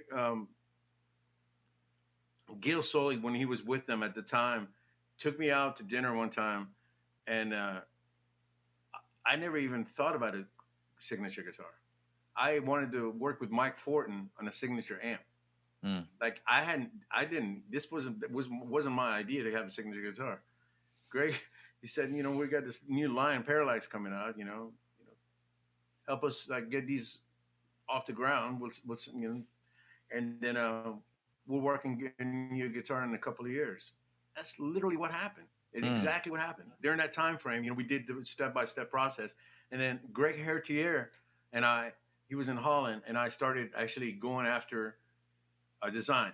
Greg's vision was very pointy, like super edgy guitar. I was more of a like I was like not at the time at all into it. I was more of like curvature, like you know, making something of a Firebirdish type, you know, mm-hmm. more curvature, more like you know, I don't know how to explain it, little curves and stuff like that. So we came to a compromise, which was eventually that, which was more on my side, which was the Washburn Priestess. Um, Washburn got to a point where they didn't have anyone, I think, to do their marketing or like their uh, social media. So I'd be on the, you know, playing this guitar worldwide, you know, on tour everywhere, and I would hashtag Washburn and that. But you know, they were like almost like nothing happening on their sites, you Mm, know, and me just trying to get my career off the ground. And this is such a big deal to have it such a fine instrument. They made a really good guitar. We ended up being it's a fine guitar. It's got a really sexy, unique body. It has a variety of tones in it. I was very happy with it. Um, it didn't. It was like a dead end. It wasn't going anywhere anymore. So sure. it was nobody's fault, but it was just like looking at my future and thinking to myself, like, you know, I need the support of a company that's visible and that's just like pushing guitar, you know, and like, you know, and letting people like, hey, we're here, especially today, you know, where attention spans and all that stuff is just not even there, you know, or even taking a back seat to like I'm not gonna even say it. Art's taking a oh god, art's taking a backseat to farts. Literally, literally. I tell people like you should watch this amazing guitar player. You know, have 200 like likes on it, and some person will like you know pass gas and like 2 million. Right. But I got the same team that I worked with, that was with Washburn, went with went to Solar. Oh. So I got an email one day, and in the email there was this was in it. Man. This picture of this Had stuff, fretboard and everything. This was in the picture. And they said, if you want to talk, we can. This was on a Wednesday. Let's talk, on the phone. We can talk Thursday. We talked on the phone Thursday. That Monday from Spain, they had sent me 22 fret versions of this so I can get acquainted with and figure out what to do and whatnot. So this is the prototype. So we ended up with this. When this came, I wasn't happy with this. So as much as, like, if I had the other one, I don't have another one in front. You see this? Now this guy is over here. It's like there, man. It's coming on the 24th fret. That's cool. You can go back here and just play the heck out of it, and then it's got a contour in the back, so there's no interference. This is the prototype. So anyway, long story short, the reason I went with them is because, the first week of being with them, again, this is not knocking down Washburn. Sure. This is just talking about like the business aspect of it. Solar did more for me in like a week than, this comparing people. Anyway, they were very good to me. Let's put that. That's cool. Very, very good and to me. And then coming back full circle, I talked to them and I said, you guys are not planning on making acoustic solars anytime soon, are you? They were like, no. And I said, well, I have a very nice collection of Washburn acoustics, and I like to stay on board with them. So I got the blessing from Solar, called on my people in Washburn, said, hey man, I'd like to stay on as a Washburn acoustic artist. Sure. And they were like, sure, man, let's work on getting you a signature acoustic. Oh, very cool. So that's how, it's beautiful that, you don't see people like leaving companies and like people talk mad and stuff. Like there's always like some kind of problems there. Yeah. The first year I got with Solar and went to NAMM, the first people I went to visit were the guys in Washburn, and they each one of them said congratulations on their Solar. Every one of them. That's love, man. It's super cool, man. It's a little bit of a bummer because Washburn has always made good instruments, and to be honest, in my opinion, the Dimebag guitars they made were oftentimes vastly superior to the Dean guitars that were being put out. I know, not that Dean never made no good guitars. I'm not saying that, but in my also too. When I came on as a super fan for Pantera, he was just moving from Dean. Like I was a fan in and around when Vulgar Display of Power hit, but it wasn't until Far Beyond Driven that I was full blown out of my mind. With Pantera and Dimebag, and then it was right around then that it shifted to Washburn. Right. And they made stellar instruments. I've never played one. I've really? never played a Washburn one. No, I'd like to get my hand on one. I'm probably going to get one of these guys painted, Dime Bolt. As a tribute to Daryl. Yeah, dude. I've never played one, but I will say this. The first time he let me put the Blue Dean on me, I never played a Dean before. And he'd go, hey, check it out, motherfucker. I mean, he was like, really, that was my name, motherfucker. Motherfucker.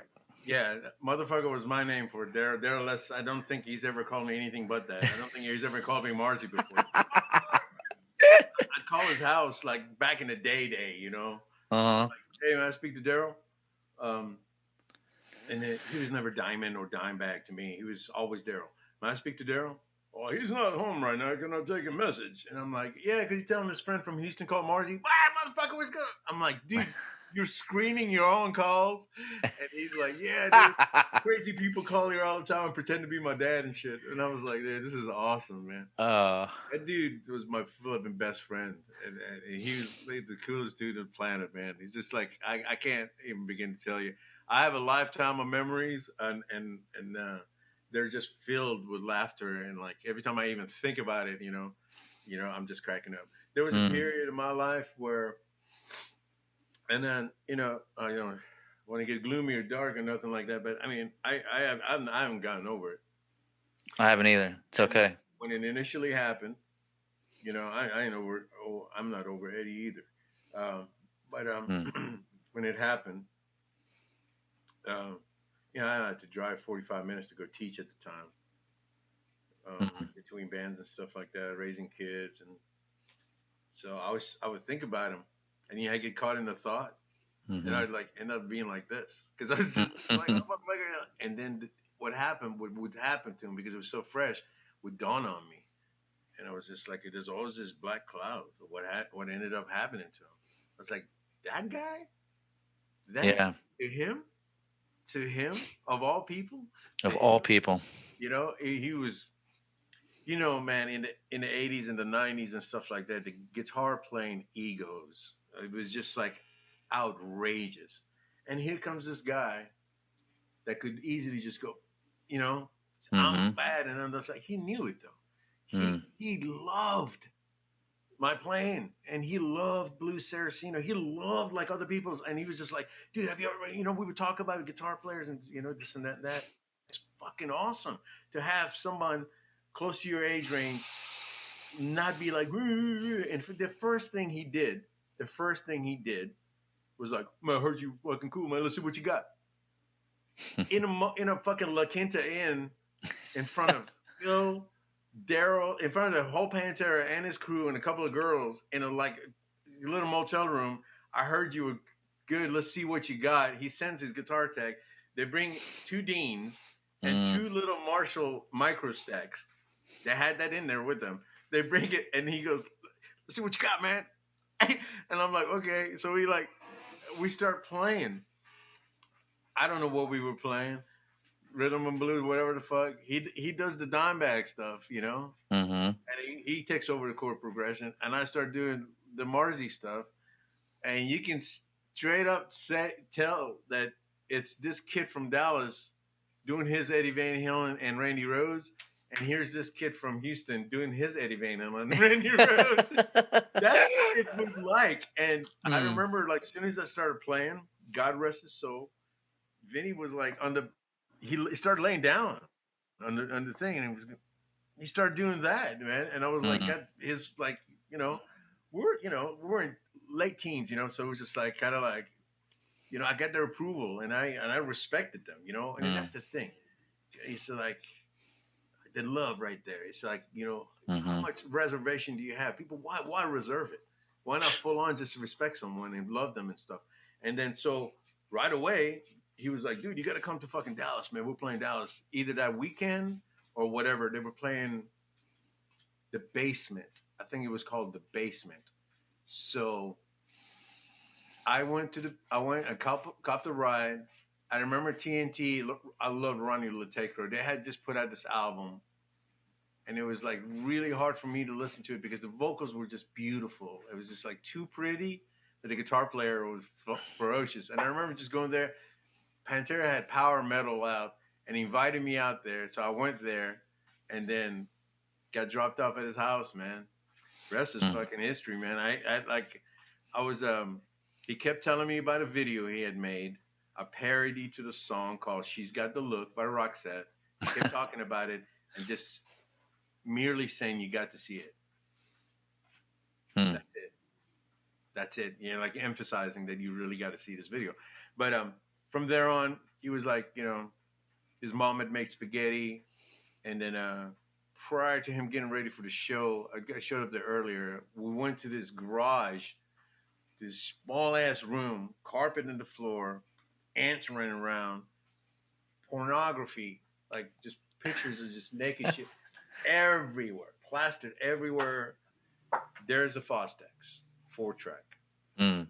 drum machine, Blue Dean, and this guy had just recorded. I don't know how to play it. My son knows how to play it.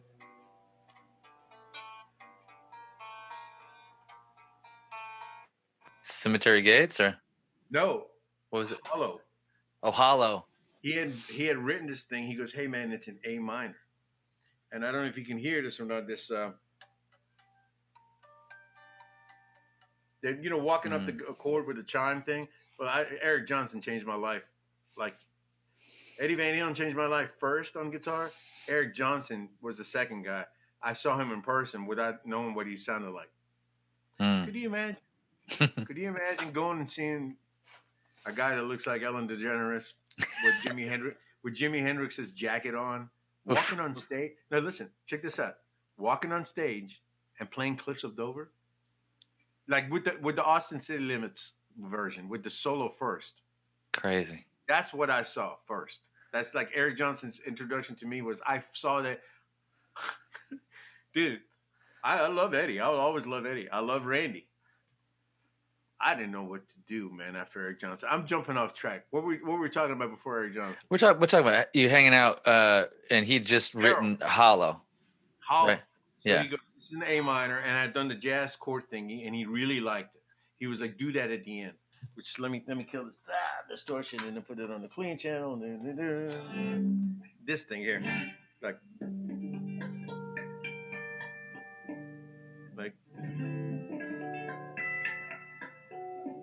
you know.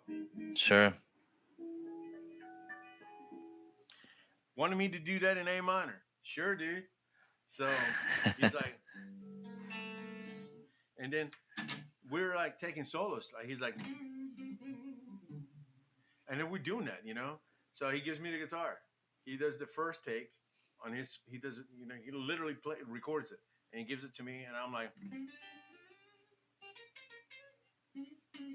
I do my little thing, you know. I don't know. I didn't play that, but I'm saying I do my little bluesy thingies because we were playing with. We were playing with clean tone on it.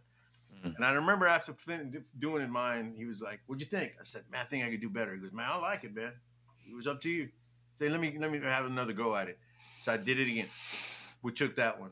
Yeah, he did a solo. That was the third one. He goes, all right, man, up to you, man. Did my last one, ended with A minor, and did the harmonics.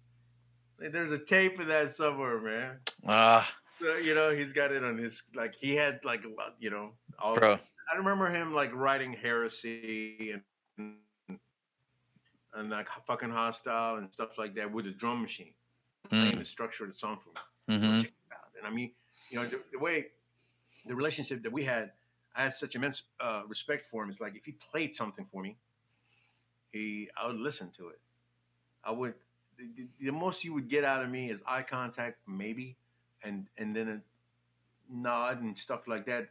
But I didn't want to even nod too much because I want you to know that I'm deep in this thing, this art piece that you give me. I'm dissecting it so I can enjoy it. You know, I wish I could say the same for man. He did the same for me. You know, nowadays it's like, hey man, check out my new album, and as soon as you put it on, you know, hey man, Johnny the other day, man, I tell you, you know, it sounds like, or this sounds like, oh, this reminds me of, oh man, I was Super Bowl party. It's like. Why don't you just tell me to shut the fuck up and stop playing it? Yeah, dude, that's a lost art, dude. I will tell you in general, growing up, as soon as I understood the value or I would say put an emphasis or a value on guitar playing and the guitar solo and what was going on, I, you know, like a lot of other guitar players would tell everybody to shut the fuck up in the car or the room. Hey, Dimebag's about to solo in 2, 3, go. Shut the fuck up. Right. And it was air guitar time, right? We're listening because there's an ultimate self-expression happening right now. And I don't care if it's pre-recorded or not. Back in the day, I would definitely want to shut everybody the hell up because it felt like it was a part of that thing that you feel when you're on stage, when you hear somebody, you know, express themselves in such a unique, profound, harmonic way that you can't actually speak to, but you feel it and your guts get all butterfly. You're like, oh man, it's almost like seeing a pretty girl. You're like, I can't handle it. It's so good. Now through the years, you know, you start making music and then you start sharing it with people and you learn quickly, like, oh, some people actually listen and are interested. Some people can't keep their mouths shut. And, you know, you have to turn the music off and say, oh, you know, at first I got offended, right? At first I was like, oh, you're not listening. But like, you know, I try to like corral somebody into like doing what I want them to do, which is be quiet and pay attention. But man, these days I don't even get. I'm like, if you're not going to sit and listen, man, then you're not the right person to be in on the ground level of what it is that I'm up to or whatever, you know, because that's a lost art too, just in attentive listening to albums, right? As You soon as know? you said you yeah, you're right when you said it in the beginning too. That it's like it's a thing now. It's a lost art. It's like Mm, it's like reading a book. You know, like honestly, there's a difference between a movie and that. But then music though, music. Even my own band, right? mm, When Kyle wrote "My Time," I told him, I said, bro, if you weren't for that video of his, because he directed it and it was his storyline, I said, this is what you're talking about? He goes, yeah. I said, man, I had a complete, complete another idea about it. I thought he was like literally, so it spoke to me in a different way. And mm, music does that, and then the adventure of putting something on, listening to it, taking the journey, which is fair warning, taking a journey that's dark side of the moon, taking a journey that's, I don't know, Tangerine Dream's Thief soundtrack, mm, the movie Thief with James Caan. First time I ever saw a movie where I was like, what's going on in the background? Like where the mm, music just captivated me. Then found out to be a band called Tangerine Dream, all that stuff. And mm. then fusion, man, fusion guitarist, Oh Pat man. Metheny. Like, how do you explain Off Ramp? That whole album, like you said, like it relates to you. You can't explain it, like the way like Daryl. Mm, Do you know how many nights I hung out with him prior to him going on stage? Well, I'm not a big drinker or nothing like that. And I don't often drink or do anything anymore, anyways. But with him back in those days, I'd get to a point. He was like, "All right, man, I'll see you," and I'd be like getting drugged to my seat, like, because I couldn't even walk, and he'd get on stage and like tear it up. I'm telling you, Eric Johnson changed my life. We all have that day. Shit mm, happens. I took my guitar tech and a girlfriend one time to go see Eric Johnson, and weren't working. His amps weren't working. mm. He wasn't able to represent himself the way he was able to. And then he still played great and stuff like that. I guess he had a bad night. I've seen Daryl play so many times. I don't know. It was like literally watching a machine. Like something about him was flawless, man. And Mm-hmm. I'm telling you, man, the last Pantera album or whatever he did, he was as good as all that while he was doing power metal. Listen to that album. Listen to Oh those yeah. leads. They're equally as good as anything he ever did. You know what I Agreed. mean? He just became a great guitar player, and he did that. He just did that. He had his signature thing. You know, I think what pushed him over the top was Steve Vai. You Mm. know, taking some of Steve Vai's antics and then taking it somewhere else. I've never seen somebody play with such fire. And kind of rewinding our conversations, talking about the insecurities well, for me, insecurities of learning something complete and all that stuff. Daryl and I had two great guitar player friends that are around the same age and stuff like that that I looked up to, and they both, loved me, and we were all three friends. I don't think we all three hung out together at one time, but Rick Del Castillo was one of my best friends. My band used to open up for them, and then Diamond Daryl at the time with Pantera. We never played with Pantera, but I would go see Daryl.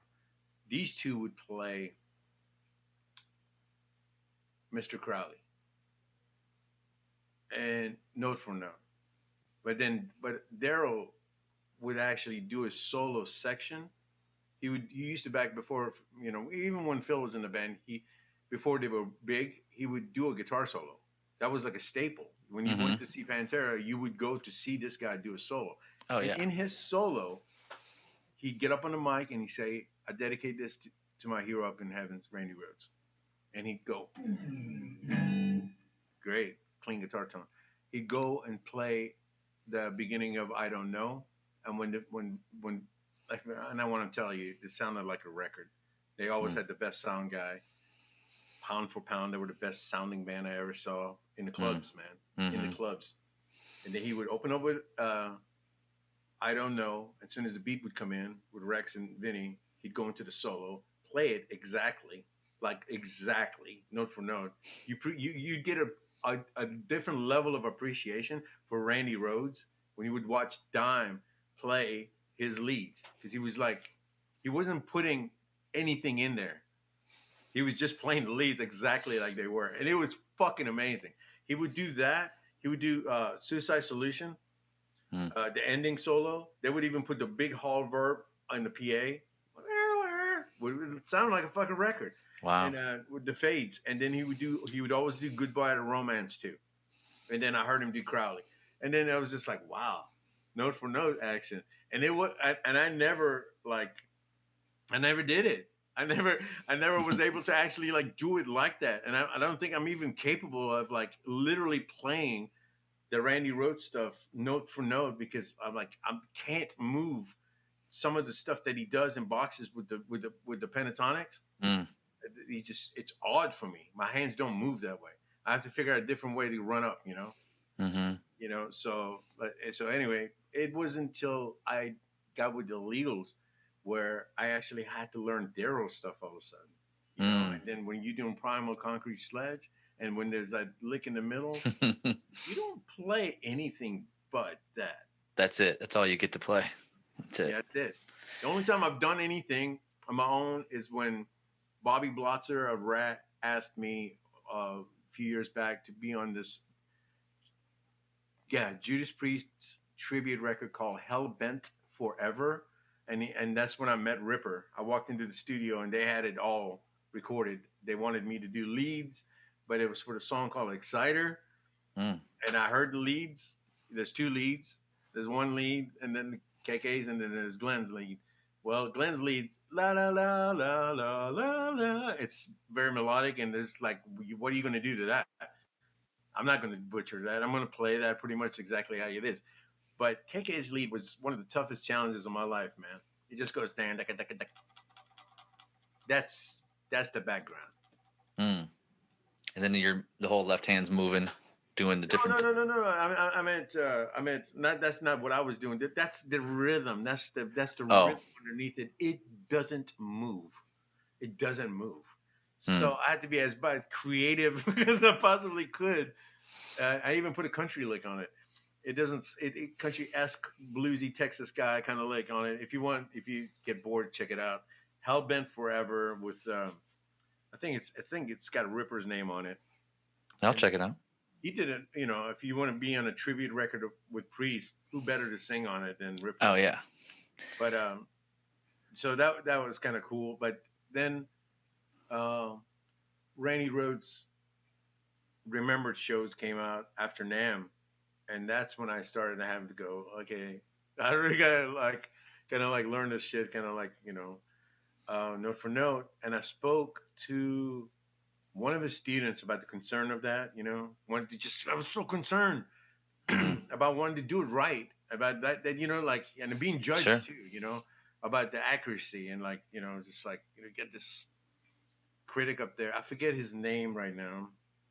He plays with super nice guy. I apologize for forgetting his name right off the top of my head.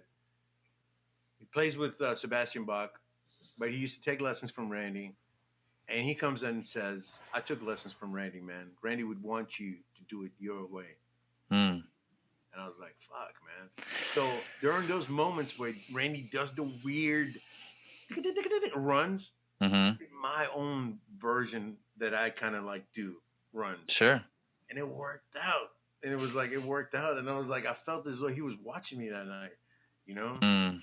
And when Rudy Sarzo came to give me a hug, it was like, that's the first time I'd met him. I love Sarzo. I met him before we finished playing in tribute together, and he comes and gives me a hug and says, "Good." He said, "Good job." And I was like, "I love you, man." And he goes, "Give me a hug." Mm. Oh, dude.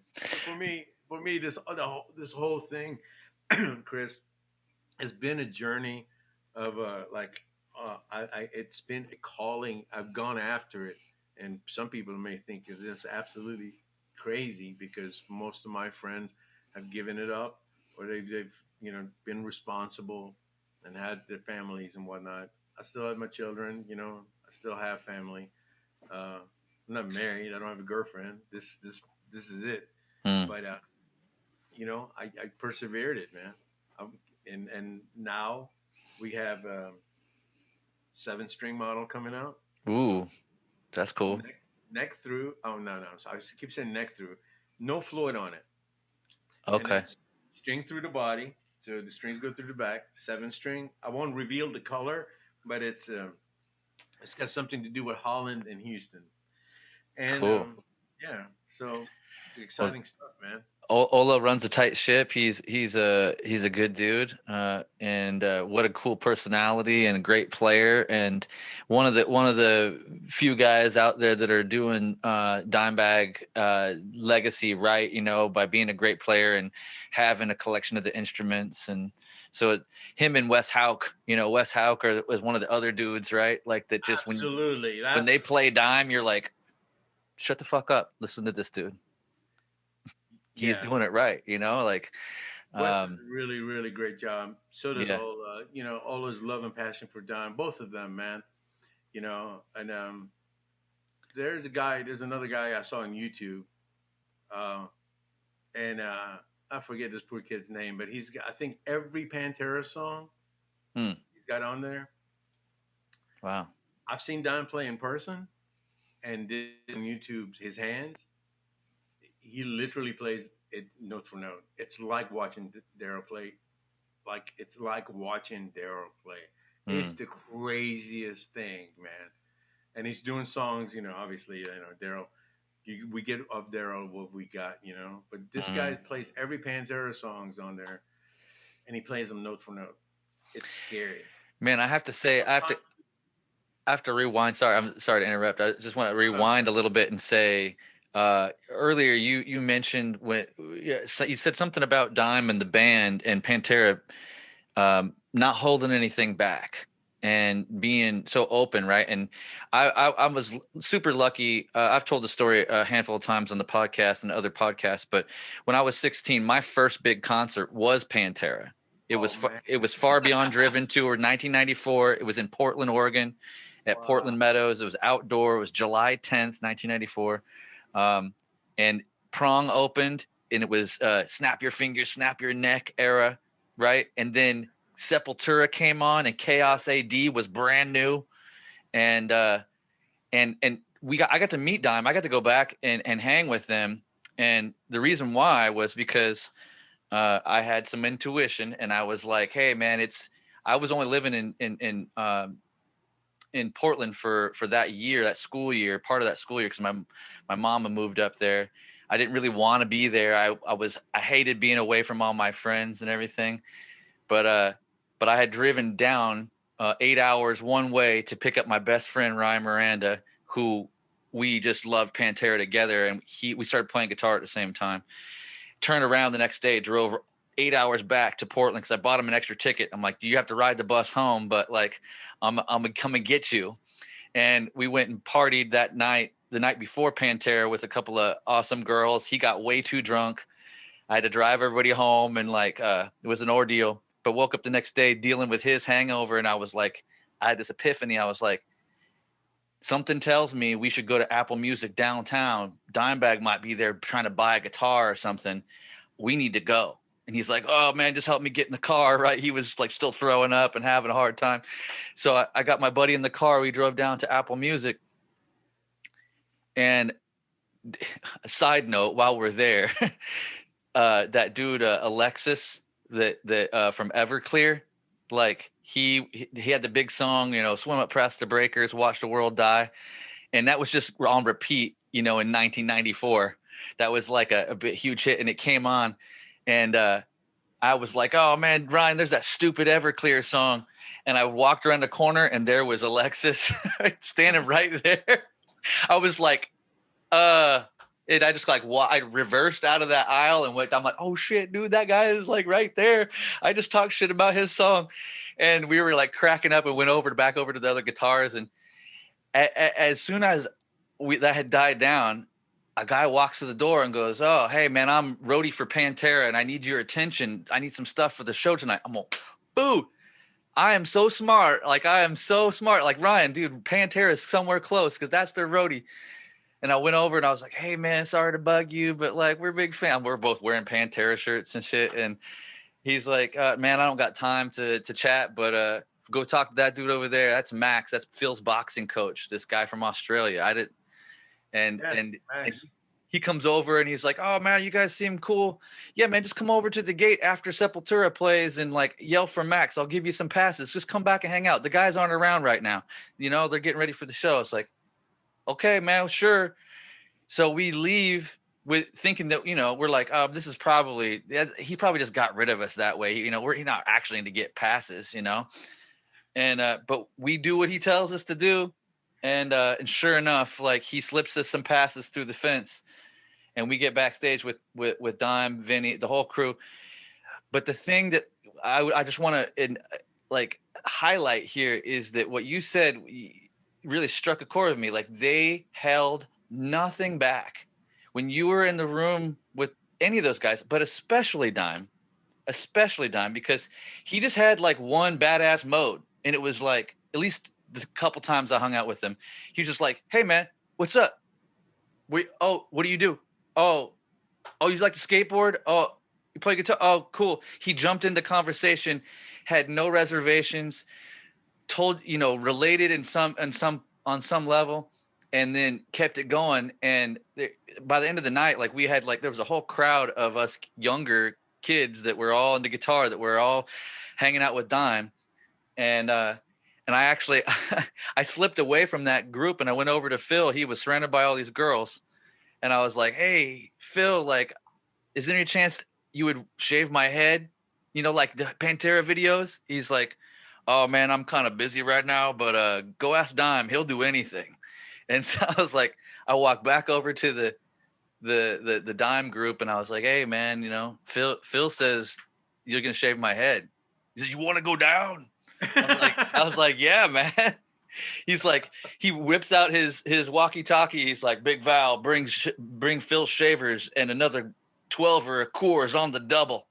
And like, I swear, by the time he put his walkie-talkie back down in his pocket, like, Val was standing there with shavers and a 12 or a Coors, and he was handing out beers to all of us. I was 16, man. We were just all getting hammered, and I had lime green hair, so she shaved it off and filmed it somewhere. And I've talked to Rita about this. I was like, "Hey Rita, I know this is a long shot, but somewhere in the archives, dude, It's in the archives. somewhere in the archives, please, if you ever open them up and would let me, like, go through the Far Beyond Driven 1994 July tapes. Like, I know it's in there, bro. I want that video." But he shaved, he filmed it, and he actually put my hair, because it was lime green. He goes, "Oh, I'm putting this in a Ziploc bag because if you look over there, that's Max Cavalera's wife. That's Gloria. See how she has the same color hair as you?" I said, "Yeah." She says she's gonna wake up tomorrow, don't think I shaved her head. And so he was like he was putting my hair away for a later prank. And Dude, he was the prank king, dude. dude, prank king. And Dude, like, hey, bro, like, Jackass, the whole Jackass thing, he created all that. had to have, right? Like, And then, but man, let me tell you something. He also did things that I can't mention. I'm sure of it. I'm like that whole video thing that he told me that he had made, that like, they had finished playing Joe's Garage in Fort Worth. Oh, I had said basement earlier, but Joe's Garage at Fort Worth, and I remember Homer, the owner and the bartender at the time, he had cut him off. He kept asking for more drinks and stuff like that at the very end of the night, and he was wasted. And I always remember Vinny being very responsible, because he was always like at the counter going, "Yeah, somebody's got to be responsible. Put the credit card." He managed the band, but this particular night he was wasted. And so Vinny had that old school, the 70s band, like with the lush, and Daryl's like, "Dude, can you drive, man?" I'm like, yeah, I'm fine. I wasn't wasted. I was just like laughing, They had he had rolling. I think I was stoned, man. But I wasn't drinking at all. So I drove them home. But when we got back to their house, they always had friends over, and this is their parents' house, okay? So the mom and dad are in mom and dad's room. It's just a normal home in Arlington, Texas. Mm. This dude, about 4 o'clock in the morning, cranks up the stereo and puts in a video with a song louder than like the club, like loud. And I'm like freaking out. And I remember saying, "Hey man, your folks, man." He's like, "Man, chill out, man. It's cool, man. My folks, it's cool out." Then I kind of like look. And by the time I figure out what I'm looking at, I go, "Dude, you gotta turn this off, man. You gotta turn this off." I freak out. I freaked out. I like was telling him that he needed to turn this shit off because his mom was gonna see it. Then he finally goes, "Be cool. It's cool, man. My mom's cool." And I was like, "Bro, if your mom's cool with this, then I've never met anybody like y'all in my entire life. I've never met anything like this in my life." And like you said, man, he had one mode, man, and it was like on. And my guitar tech and I were talking, and he brought a memory of me I never ever like we talk about. But it's kind of like, you remember I was telling you I didn't know where to live and stuff like that. Well, I was living in a garage apartment. And there was this drug dealer dude downstairs. I remember that. He had bought this truck with like big old wheels and stuff. And Pantera was coming to town. And I was like, "Man, my friends are in town, man. You mind if I borrow your truck and go crank up the stereo and stuff like that?" And literally he said, "Yeah." So I went to Astro Arena. By the way, there's a video of me and Daryl with the Sepultura thing. Same concert with Prong. In the back, somebody videotaped us doing Black Juice. It was just he went to a private room, and it was just my girlfriend at the time, her friend, Daryl, and I think Thongs were videotaping it. And it was just, I remember it was just us being there, and he was going like, "Are you on acid?" I was like, "Yeah," and he was like just making. I don't remember much of it, but there's a video of me and him on the same '94. That's amazing. This particular tour, it's Skid Row. It was with Skid Row, and what am I forgetting? What am I talking about? It was well, we talked about his one mode, and you borrowed a truck, and you headed out. Oh yeah. Thank you. Yeah. Yeah, I had like a car. I borrowed this dude's truck. As I get to the Astro Arena, Vinny's walking in the parking lot. I see him, so he don't know I'm coming up. I'll put on walk. I turn it up, like way up, right? I get. He turns around to smile, and he goes, "Hey, dude!" I say, "Hop in, dude." He hops in the truck. He goes, "Where?" I was like, "Where are you going?" He's like, "I'm going. Daryl's right here, man. Let's go see him." So we go park, and I jump out. And he's like, "Where's Daryl? He's in the bathroom." We go in there. Daryl's brushing his teeth, and he goes, "Motherfucker!" and we had a little moment, man. It was just like greetings and stuff like that. Then they were like, "What you got going on?" It was like nothing. It's like, "Let's go eat lunch." I was like, "Cool." So we went to the Galleria, and for about 16 years, when it wasn't like a popular thing, whatever, I didn't eat meat. So I was a vegetarian. They knew it and all that stuff, and they honored it. They were like, "Let's go to Super Salads." There was a place called Super Salad, which is like a salad buffet in Houston. We went there, and we were at the Galleria Mall, and Daryl went into a record store to ask about sales of Pantera, because they were just like, just still not mega big. And the kid was like, we're sold out. Can you sign this?" It was so cool. Then we got back in the truck and we went back to Astro Arena. We had a good time. I did remember saying, was it fucking Hostile? I said, "It's cool how you guys pay tribute to ZZ Top in that song." And they both said, "What?" And I said, "I heard it on the X. I heard it on the X. Down. Oh. I swear to God, man, they both actually, like, literally, I think they weren't lying. Like, it was like, "Wow, we didn't even know we took it from there," or whatever.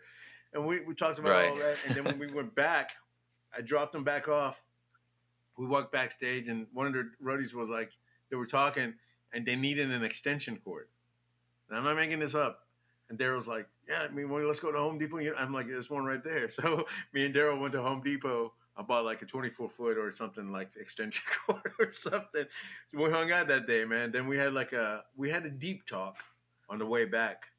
We had like a little bit deeper talk, and he actually kind of was just like, look, man, I love you, man. I don't want you to wake and bake anymore. So Mm. he gave me a big speech on it. So I'll never forget that. And then we talked about other things that were kind of like him and I would get deep. This is during the day. He wasn't drinking yet. Yeah, that's cool. Later on, it was just like a comedy show that I will never be able to replicate, or like I will always forever, you know, remember him. It was a guitar student of mine actually that loved Randy Rhoads. That after I saw Pantera's first show with Phil. I didn't know it Mm. was their first show with him, but it was in Shreveport. I happened to be there with my band playing like that weekend or the weekend or whatever. It was a day off. I wanted to go see Pantera. They had just gotten Phil. It was their last set, third set of the night. They got on and Phil said, "Somebody give me a fucking doctor," and they played like "Somebody Give Me a Doctor," Van Halen, note for note. Wow. I watched Daryl do his thing that night. I was by myself in Shreveport, and then he did the Randy solo. When I came home, when I found out they were playing, I told Kyle Foster, my guitar student, that was the biggest Randy fan I ever met. I said, if you want to see somebody play Randy, you got to watch this guy play. Mm. We went to go see them and stuff like that. Kyle was a really shy kid. When they wrote Psycho Holiday, Kyle really loved it. Kyle really loved that song. So when I introduced them, I go, man, he loves Psycho Holiday, man. He called Kyle Psycho. That became Kyle's nickname. Mm. Kyle was a genius. He's a student of mine. He was like, I remember telling him, don't wake and bake. Back in the day when I used to teach him, I was like pretty sober. And Kyle started making guitars at home. I remember he kept talking about this one guitar to Dime and Daryl, and just like I remember finally he brought it to one of the shows, and Daryl had finished playing the show, and he revealed it. I don't know if he was giving it to him or showing like, check out my guitar, and it was his first guitar he built. And I'll never forget, Daryl opened up the case and just went, first thing out of his mouth was, I want to play shit with all this jewels and shit on it. I wouldn't play some shit with all this jewels on it because this poor child had put like he had put like inlays. It was like a strat shaped looking thing. He'd like carved the wood and everything. Sure. Like he did a really extravagant job on this guitar. Probably would have given thousands of dollars because of the labor. And Daryl just said, "What a piece of shit." I'll never forget. Honest, but that's the honesty. It was just rolled right off his tongue, right? He was brutally honest. So, Kyle went back and hand carved in his garage, the red Dean that's in This Love video. And Oh, Kyle really? is also responsible for putting the dime instead of Dean. Kyle did that. He drew it and he did that. He gave that guitar to Daryl as a gift. Daryl gave him a couple of Randall heads he had used on Cowboys from Hell. There's that relationship started, and Kyle, they're both gone probably, hanging out together and stuff like that. But they were like, Kyle became like the biggest Pantera fans. They played here once every 2 weeks or at least once a month, man. And they had me on a perma guest list. They had a guest list that was permanent, and they would have up front, so you just, if there was Pantera playing, you just go up and say Marzi, and they would let you in. And it was like badass. It was beautiful. It was amazing. When they weren't signed, and when they got signed with Cowboys from Hell, they completely changed styles, and they were amazing. And then they got big and opened up when they were headlining Houston Summit with White Zombie. I'm sorry. Yeah, I saw that tour. I lost my shit, man. Like I literally, so I mean, in my life, like I'm talking about, like being an immigrant refugee child that discovered all this stuff, and it's still a new discovery to me. It was like it's just a fantasy. Well, I've never seen a band like Van Halen. The first song, when the lights go off in the stadium, when there's just the silhouette of the band and these like faint lights going around like that, and they all go on Eddie Van Halen on fire, and when the beat kicks in, all the white lights on the stage go on, and David Lee Roth is in the middle of the stadium with his. There's nothing that will ever touch that as a rock, heavy metal, whatever. I don't care how much pyro you got organically. When it comes to power, nothing will ever match Van Halen. Like the pure sonic movement that was Van Halen. In my lifetime, and I don't know, we have that energy today in Exhorder. But as I was growing up, the only time I ever experienced that jolt, and I always said it, man, in a weird way, Pantera was almost like the second coming of Van Halen. They had this crazy singer. They had the brothers playing, and they had the like solid bass player. They had like in a weird way, they had the Van Halen-esque kind of thing going. Yep. Definitely heavy metal, different styles and all that. That show in Houston, I lost my shit. It was just so amazing. It was just so amazing because you could count on them. You know what I mean? Mm-hmm. Oh yeah. Like deliver the goods, man. And it was just like, I loved Metallica, but like it was always just like somebody could do something more. Pantera had it all. Yeah. You got Daryl in the band. You get a front man like Phil at the time. You get like somebody like Vinny that you could, like this. I wasn't 16. I watched it happen, and I still had they still had the same impact on me that they did on you. Yeah. It was beautiful. It was wonderful to see it happen. Hyper dependable. From the moment after that first show, I got to see the band 5 more times, and before they were done, and I mean each time was like I was trying to caravan people. It's like, I know you've heard Pantera on the album and all that stuff. That's cute. Get in the car, buy a ticket, let's go. Because you don't understand, you're not going to have an appreciation for it until you feel it literally. And I remember it's like you're so right, it's not even funny. No, it's just you had to experience it. Had to. I did that once, and when Phil started screaming, because power metal, he's like singing.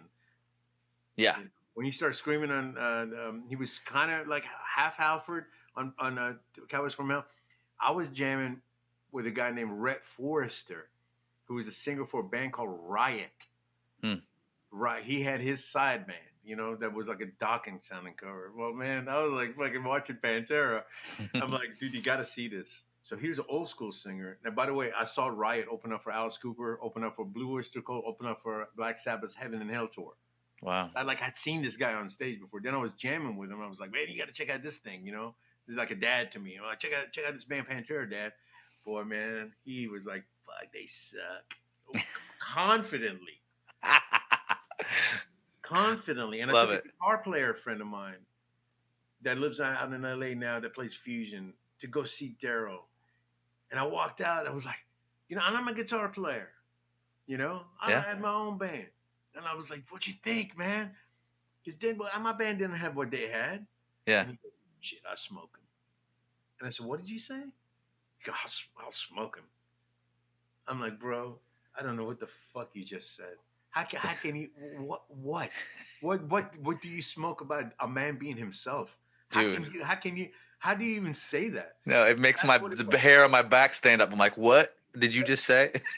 Dude, it's like how like that's what really started to separate a lot of things for me. Pantera did a lot of good for me in my life, but like those kind of people I was like, how do you say something about that? But look what they're doing, because they were like an all-star team, man. Yeah. They're at like one goal, one mission. They're not listening the way we're listening, and they're not hearing it with their body and their soul. And oftentimes I notice when people make comments like that, I'm not opposed to somebody, it just not being somebody's cup of tea. That's all good. Like, oh, this isn't my thing. That's fine. But when you listen to Daryl play and you're a player and you're like, nah, I'm like, I don't trust you. Number one, now, like your opinion doesn't actually count because you're not you're telling me that you're not actually listening. You're listening to respond. You're not listening to actually hear what's happening and to take into something new, because that's what one of the things I wanted to go back and say. One of the other reasons why Dom and Vinny were like the Van Halen brothers is they both had lots of super clean, awesome chops, and they like, I mean, they're brothers, so like there was this kind of chemistry you couldn't possibly make up anywhere else. Right. But they both always had so much in reserve. It's like, yeah, they could overplay. Dime could play a million notes throughout the whole song, but the beauty of Dime and Vinny was in how they distilled it all down. And you know what? I'm not going to give you that overload. I'm only going to give you the cream of the crop. Right. I could play all this stuff, and I could, but they understood the value of the song. They understood the value of an arc. They and I believe now, being older and looking back, it's so important to do what they did is what Van Halen did, which is they were a great cover band. I mean, Daryl could play the Judas Priest stuff, Metallica stuff, Def Leppard stuff, note for note. When you start to make records, when you're that young and you dabble with it, but then you get to structure. You know what I mean? Mm-hmm. You start to learn things. You start to learn things and have songs, and that thing ultimately it made them the great songwriters that they were. It made them. Sorry, moving around so much. Jesus. All good, man. I gotta tell you, I brought Psycho, and what they did here is give back. There's a lot of things like I heard it on the X, like they didn't understand it. But when I told Daryl, when Kyle walked away from me, he goes, "You know what Psycho Holiday is?" I said, "No, this is the way." He taught me about how you can actually give the way music is. It comes from somewhere. Now nobody would have thought of that. I would have in a million years thought of it. My kids are big Pantera fans, and they're both my boys. Love the lead for The Sleep so much. Oh, that's it. That's all. So good. The lead to it is beyond good. But Daryl said, the song "Smoking" by Boston, and I happen to love Boston, so I was like, yeah, because that's where I got it from. Daryl's a prankster. He's constantly joking. So when he tells you he got Psycho Holiday from Boston Smoking, you're like laughing, you're pissing your pants. And he's like, no, for real. And I'm like, what? He goes, yeah, in the middle when the keyboard, when it breaks down, do you know what I'm talking about? Yeah. Oh, yeah. He goes, the guitar's doing that pattern. It's an A. And I go, you and Vinny put it on an E and made a thing out of it? He goes, yep. So if you listen to Boston, faintly you'll hear.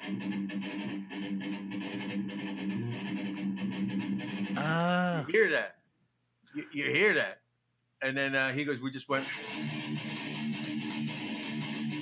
I was like, oh, yeah, I'm telling you, man, watching the dude go. I mean, we're talking the sound check, I mean, he would not miss. Yeah. He was like a machine. So you could say, as the radio was my guitar teacher, like Eddie Van Halen, Zeppelin, I'm going to concerts, local music dudes. The guys, Frank Villegas, the senior in my high school. You could easily say Daryl was one of them too. Mm-hmm. I've learned so much from him. So much. So much, Of course you did. And I mean, I never had obviously anything close to what you had with him. I got to hang out in his presence 3 different times. That's killer though. But it's amazing. And like the fact that he was the first guitar player to give me picks, so like in some weird ways, this podcast, the fact that I kind of centered around guitar picks, it's kind of centered around that feeling of somebody you look up to, that is like larger than life to you, that just inspires you. for them to hand that little personal piece of like, this is how I get it done, kid. This one right here. And I'm like, oh fuck. All right. That I didn't even, because I was 16. I had literally been to a handful of like Christian and local concerts that my mom had taken me to. I had not, a lot of my friends had been to see Metallica and stuff, and I just hadn't done it yet. And so here I was finally going to my thing. And then I get to meet the dude that like is tripping my brain out. And he, part of the story is that of what that first night that we hung out, my buddy Ryan, again, I'm sorry to everybody out there that's heard the story already before, but I haven't told this when I'm talking to you, Marzi. So, it was the funniest and the most classic thing ever is that we're chatting. Dime shaves my head. He puts the hair away, right? He ended up shaving another kid's head, and we're talking about skateboarding or something, and he looks over at my buddy Ryan, and he's wearing this all red shirt, and it's got a red devil head on the front. It's a skateboard consolidated shirt.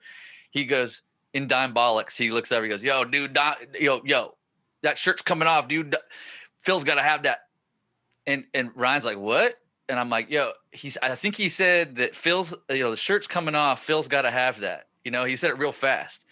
He's like, "Yeah, I'll get you a Pantera shirt or something. Just like that shirt's coming off. Phil's got to have that." And I go, "Dude, take the shirt off and give it to Dimebag." And he's like, "But it's not my shirt, man. This is our buddy Jay Bustamani's shirt. I'm just borrowing it. He'll be pissed." And I'm like, "Yeah, so what, man? Let him be fucking pissed. Like, give him the fucking shirt." And so he goes, "All right, man," takes the shirt off, and he's standing around the rest of the night with like no shirt on. And then at the end of the night, the bus call comes. It's probably like 1 a.m. or something. And he's like, "Oh, you two, come with me." And so we follow Dime, like all the crowd disperses, and just me and my bud Ryan roll over. Both of us 16 years old, like still like stargazing, can't even believe this shit is even happening. And roll over to the bus with Dime, and he's like, "Wait right here." Goes in, wrestles around for a second, comes back out. He's like, "I'm sorry. They put all the shirts away. I don't have any of that stuff. I got to keep this shirt, but I can give you this." And like he has a handful of picks and a couple of those old black and white concrete management like glossies that they would sign, like from like they're 8x10, but it was smaller. And we're like, "Okay, hey man, what?" Like, we just rolled with it, like, whatever, dude. Like, this is our boy. This is our favorite guitarist. Like, how are we gonna even give him any trouble? And we take off, and like later, I don't know, just later on, we found out, we had to tell our friend that we gave his shirt to Phil Anselmo. He didn't believe us and all this stuff. But when Dime asked for the shirt, he said, "I'll make sure that Phil wears it in a video or something." Exact words. And I said, "Oh, that's cool, man. You got to fucking give him the shirt." So he didn't know it, but I was working like I was 94. So like in 96, probably 96 or something like that, I'm back here in Chico working at this place called the Underground.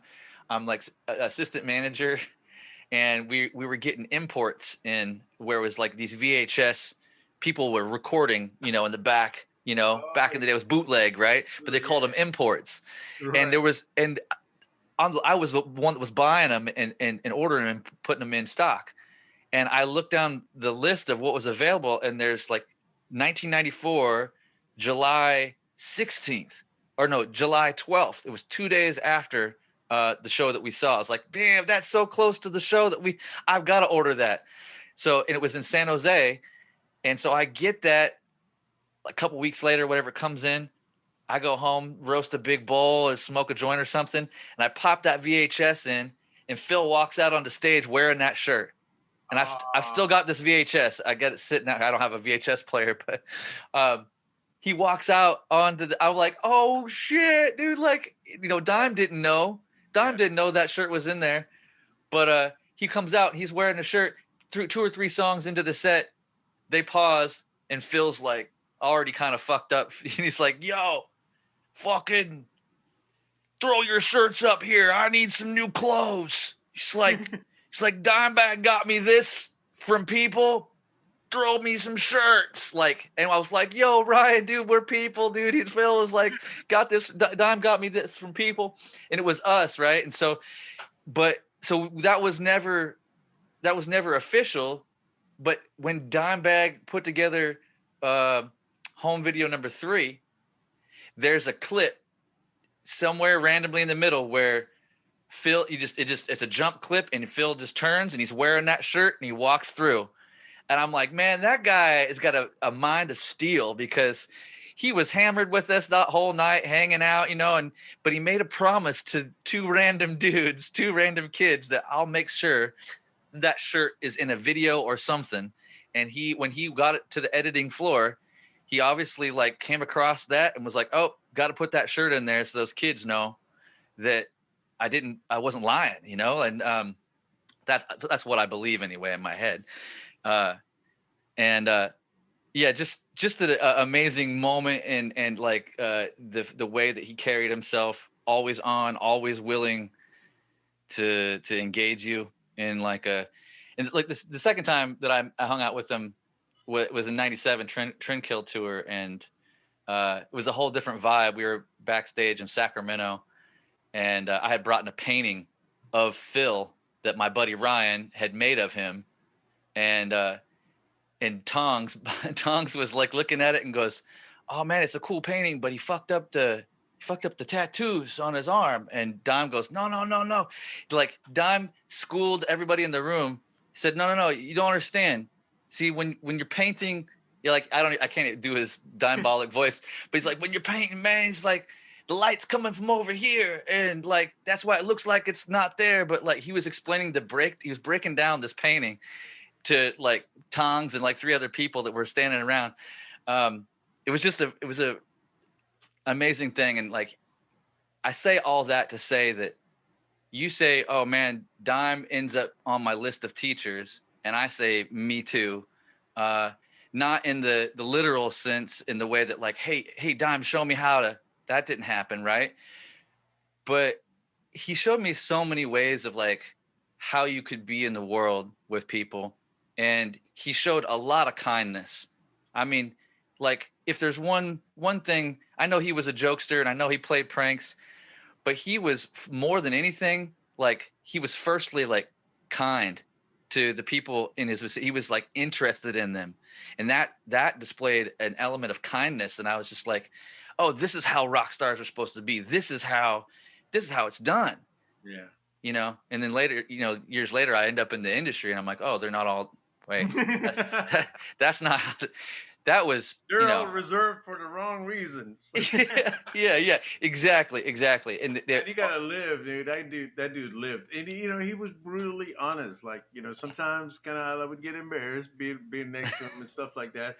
Like we would, and it was like I admired it though. It was like we would be talking, and out of nowhere somebody would run up and start talking. He goes, "Hey, motherfucker, can't you see I'm talking to Marzi?"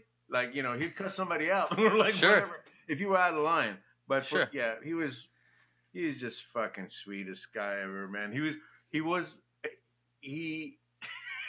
I think that's kindness though too. I will say he was a prankster, and he was like a little kid that would get away with shit. Because I remember they had this guy that he was like Ted Nugent. He looked like Ted Nugent. And he did lights for them, and he was like, "Let's frog each other. I'll go first," like, or something. The guy's like, "Just give me your arm and I'll," and man, Derek did everything he had, man.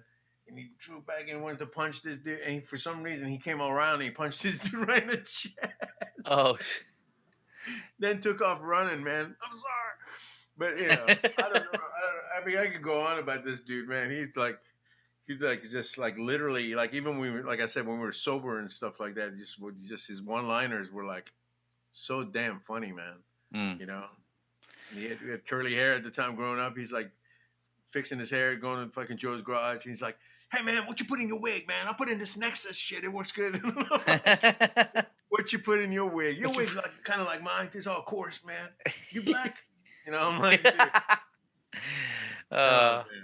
Yeah, man, we could go on for days, and I thank you for entertaining it as much as you have and sharing so much as you have, Thank you. Marzi. Thank you for. And I felt like I was there with you as a 16-year-old a kid, just like living it. I think ultimately I am, Mm, and I think that thrill that I'm never too cool to, I'm like always feeling like I'm that kid. I same. and I want to. If we're getting close to the end, I get it. Yeah. This pick the story. I do want to tell you that uh, my first pick that I've ever gotten from a famous person. Mm, Um, I lied and went to go work security because a friend of mine told me back then you didn't have to have a security shirt. You show up at the summit at a certain time, you go to this room, they would tell you or whatever, you go in and get like $20, or you would do it for free. I mm. didn't care. I was backstage. Iron Maiden and Wasp were playing. Whoa. That's all I know. Guitar tech for Dave Murray. Gave me a Dave Murray pick. I was a 14-year-old kid, and Nico McBrain gave me a cigarette. When and we talked about it when we saw each other in Miami. But that was my first guitar pick that Wow. I received, and I gave it away. I don't have a pick collection. I have friends that have pick collection. I found somebody that really uh, loved Iron Maiden, so I was like, you know what? Here, it's yours. But the funny story is that I think it was his guitar take or Dave Murray himself. I forget. Mm, It's because I was a kid. So this is where that kind of karma comes back around. that's cool. That's so cool. These are picks that Eddie actually played Oh yeah, yeah.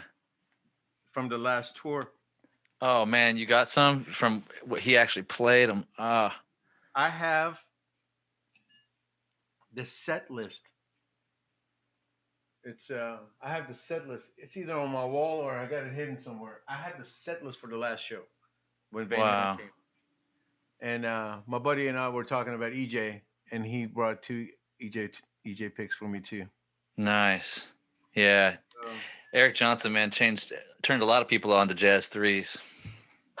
What did Eric you? Johnson, God bless Eric Johnson. I love him so much. I got to open up for him when I was 19 in Houston, Mm, and after I opened up for him, he was so. I went to tell him like how I discovered him, but I was freaking out. mm. And as I was freaking out, he was doing this. He gently was smiling and putting his head down, and I was like, I couldn't believe he was that kind of a human. I was like, Mm, he's just like. I think I became a vegetarian because of Eric Johnson. mm. And it's just he moved.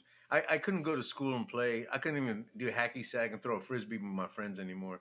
I had seen a guy play guitar for real, and I Mm. was like, he pushed me, man. I was like, I'd seen somebody play in person, and the thing about Eric Johnson is he was under a bad contract for 10 years, so Wow. all he did was play clubs around Houston and around Texas. So I saw Eric like 60 times before Tones came out. Wow. I took my mom to see him. I opened up for him at an Amnesty concert. I get to meet him. Like, my Yeah. prized possession in the back is a T-shirt that's signed by Eric. The show that I opened up for him, and it says, "To a fine player, sincerely, Eric Johnson." I'm like, Mm, ah! mm. Bro, that's like, so I have to say, just to tick for tack. So one of my prized possessions around here somewhere, I have it rolled up. It's do you ever remember Camelot Music? Like Sure. they used to be like Sam Goody and Camelot like that in the malls, and stuff. Yeah. There was a local Camelot Music here in Chico, and I knew I was getting backstage the second time I went in for the Trendkill tour, right, in 1997. And I knew I was getting backstage because my boss at the record store knew that I wore a different Pantera shirt every day of the week, right? So she was like, okay, I don't care about this band, but I know you do. I'm gonna give you a couple passes. My buddy at the radio place, it's gonna hook me up. So I go, okay, well, I got to collect all the stuff so I can get it signed, right? So because I knew this time, so I took a backpack and I had power metal, I had Project in the Jungle, I had all my CD That's stuff, awesome. I had all the stuff stacked, right? So I had all to get signed, and then I had I stopped by and saw this guy Frank that I had made friends with. one of these days I hope to run into this dude Frank again. I hope he's still around. He ran the Camelot Music in the mall here in Chico, and I walked in and I was like, hey man, I was always in there buying metal stuff, and he was always like, hey, have you seen this? And I mean, he's the one that when Slipknot came out, he was like, dude, these guys are gonna be big, and I was like, really? They kind of look like Korn. They're kind of like, I don't know, what is Korn and Kiss? What is this? You know. But I walked in. I said, "Dude, man, I don't know what to tell you, but I'm going to meet Pantera for the second time. And do you have anything like that I could get signed? You know?" And he's like, he looked over and 101 Live had just hit, and so he goes, "You know what? That thing up in the window right there, that like it's a big like glossy thing. It was like transparent. It had all the previous albums underneath it, and it had 101 Live in the middle. He's like, I'm gonna give you that. You take it, go get signed. Okay. Oh yeah, I'll roll that up. Took it in there, and I only got it signed by Phil and Dime, but Phil signs it and says to Chrys, Ozzy, Phil. That's it. It's just like that was his message to me was Ozzy, and then I had Dime sign it. And Dime says to Chrys, is remember to kick ass always and forever. Dimebag says go. And I was like, that's the best, dude. Dude, I was like, what? Dude, is that really what happened? Because I've had it on my every time I'd have like an office, through the years working in the music industry, I always put that up in my thing. I was like, that's like motivation on all levels, dude, all levels. That's beautiful. I'm glad that we had this conversation about him. I felt like that he was here with us the whole time because he was definitely. I haven't encountered anyone since him, and he was like a unique individual. He was just a sonic force to reckon with too, and he had a lot of love, man, for music and for people and for life in general, Bro, and you do too. And that's one of the things I want to say that about you, that thank you for actualizing yourself in the sweet, caring way that you have, because hearing more about your story and knowing that it was absolutely not easy and not predetermined, that you would become who you are and do what you're doing. I love hearing it, and I love the choices you've made. And even though you may say, "Oh, I made mistakes," I call them experiments, man. Like you did a lot of experiments, and some of them came up L's, and you had to take the loss and calibrate. But overall, man, I see a big W, a big win for all the things that you've done and where you've put your energy and placed your time to be here now with us, doing the work that you're doing, being the human that you're being. So I just want to say a big heartfelt thank you for myself and everybody else that's fans of what you're doing and what you have done, for carrying on some of the energy that you got from these different people, Dime being a major influence and a major brother in your life, and then, collecting your feelings around Randy and all these other different players and stuff. And then putting that energy into your playing, into what you have to offer us. So thank you. Thank you. Thank you. Thank you. Thank you. Thank you so much for recognizing it. All I want to do is just give it back. I know. I want to do my best, just give it back to the kids that are out there. That's why I practice what I do. Writing the new Exhorder album, I think about that a lot. The ongoing joke with the band is like, I'm pretty sure we're not writing material for kids, for people our age, So it's like that youth within, and still trying to represent that love, and which is we all come in this life kind of like do the things that we do, and some of the wrong things in too, because there's that void of love, which we are, where we come from and where we return to. But in this plane, it's difficult. And then, it's no one safe, and so you got to go through all this and that. And I'm just grateful to just be here. I think I'm a late bloomer. I was just through my life, but I'm very happy and very thankful and fortunate to be here this time and space. Just doing the podcast with you, practicing Exhorder's playing in August at Psycho Las Vegas. After this, I'm straight getting back to practice. And Mm. we got a demo coming up with a new album. After that practice session, I go off and do that. I'm very grateful. Then the rest of the time, I try to just get better at the things that I'm not good at. And through that, it's always in a state of being, like I say, spirituality is not always about, rainbows and happy, this and that. And you have to learn how to deal with like the contrast. It's like there's a lot of grief and a lot of humans, and then there's a lot of animals that are suffering as we speak now. So Mm. for me to be, I'm elated that I get to experience and I'm a witness, but I'm becoming, life has become different and meaning to me because now I don't feel as though like I feel as though like I don't even own this body, you Mm. know. I just own my thoughts, and now I kind of see the way God sees things. Like I use my eyes to see things and my ears to hear things, and like properly, like trying to Mm. be more in tune with what again, who I am. I'm not, or not what I've become because of what Earth, circumstances in the life, but actually using those moments instead of kind of like being resentful, this sucks, but actually just looking at it as a catalyst for all the things that are positive that's happened in my life. We Mm-hmm. live in a serious times right now, and I'm sure at some capacity somebody else has said that in their time. I'm sure I wasn't around World War II. I can just imagine being around then what they were thinking. Where in our time, what's going on in this, with the COVID and stuff like that, there's a there's a shift. There's a Mm-hmm. shift, but to me, it's a beautiful shift that's going on. There's a big drawn, people are being drawn towards spirituality, and within that realm, obviously you're going to get people that are shams and stuff like that too. They're just like, but still, I rather them gravitate towards that, towards the light, and I think we don't have much of a choice now in this era. Even if you're in your 20s, 30s, being a real man isn't really again about being macho and being tough. And a real man now is an empathetic one, a compassionate one. Someone Mm. that's not biased and sees and doesn't really criticism. Man, is so much. I kind of try to hold myself back a little bit and then watch myself.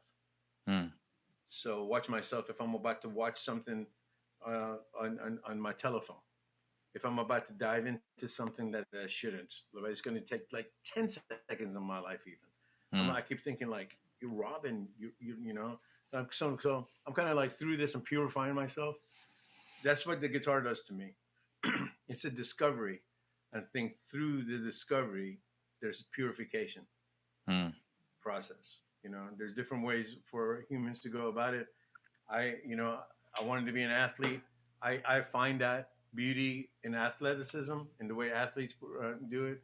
I find that harmony and beauty, believe it or not. I follow you, and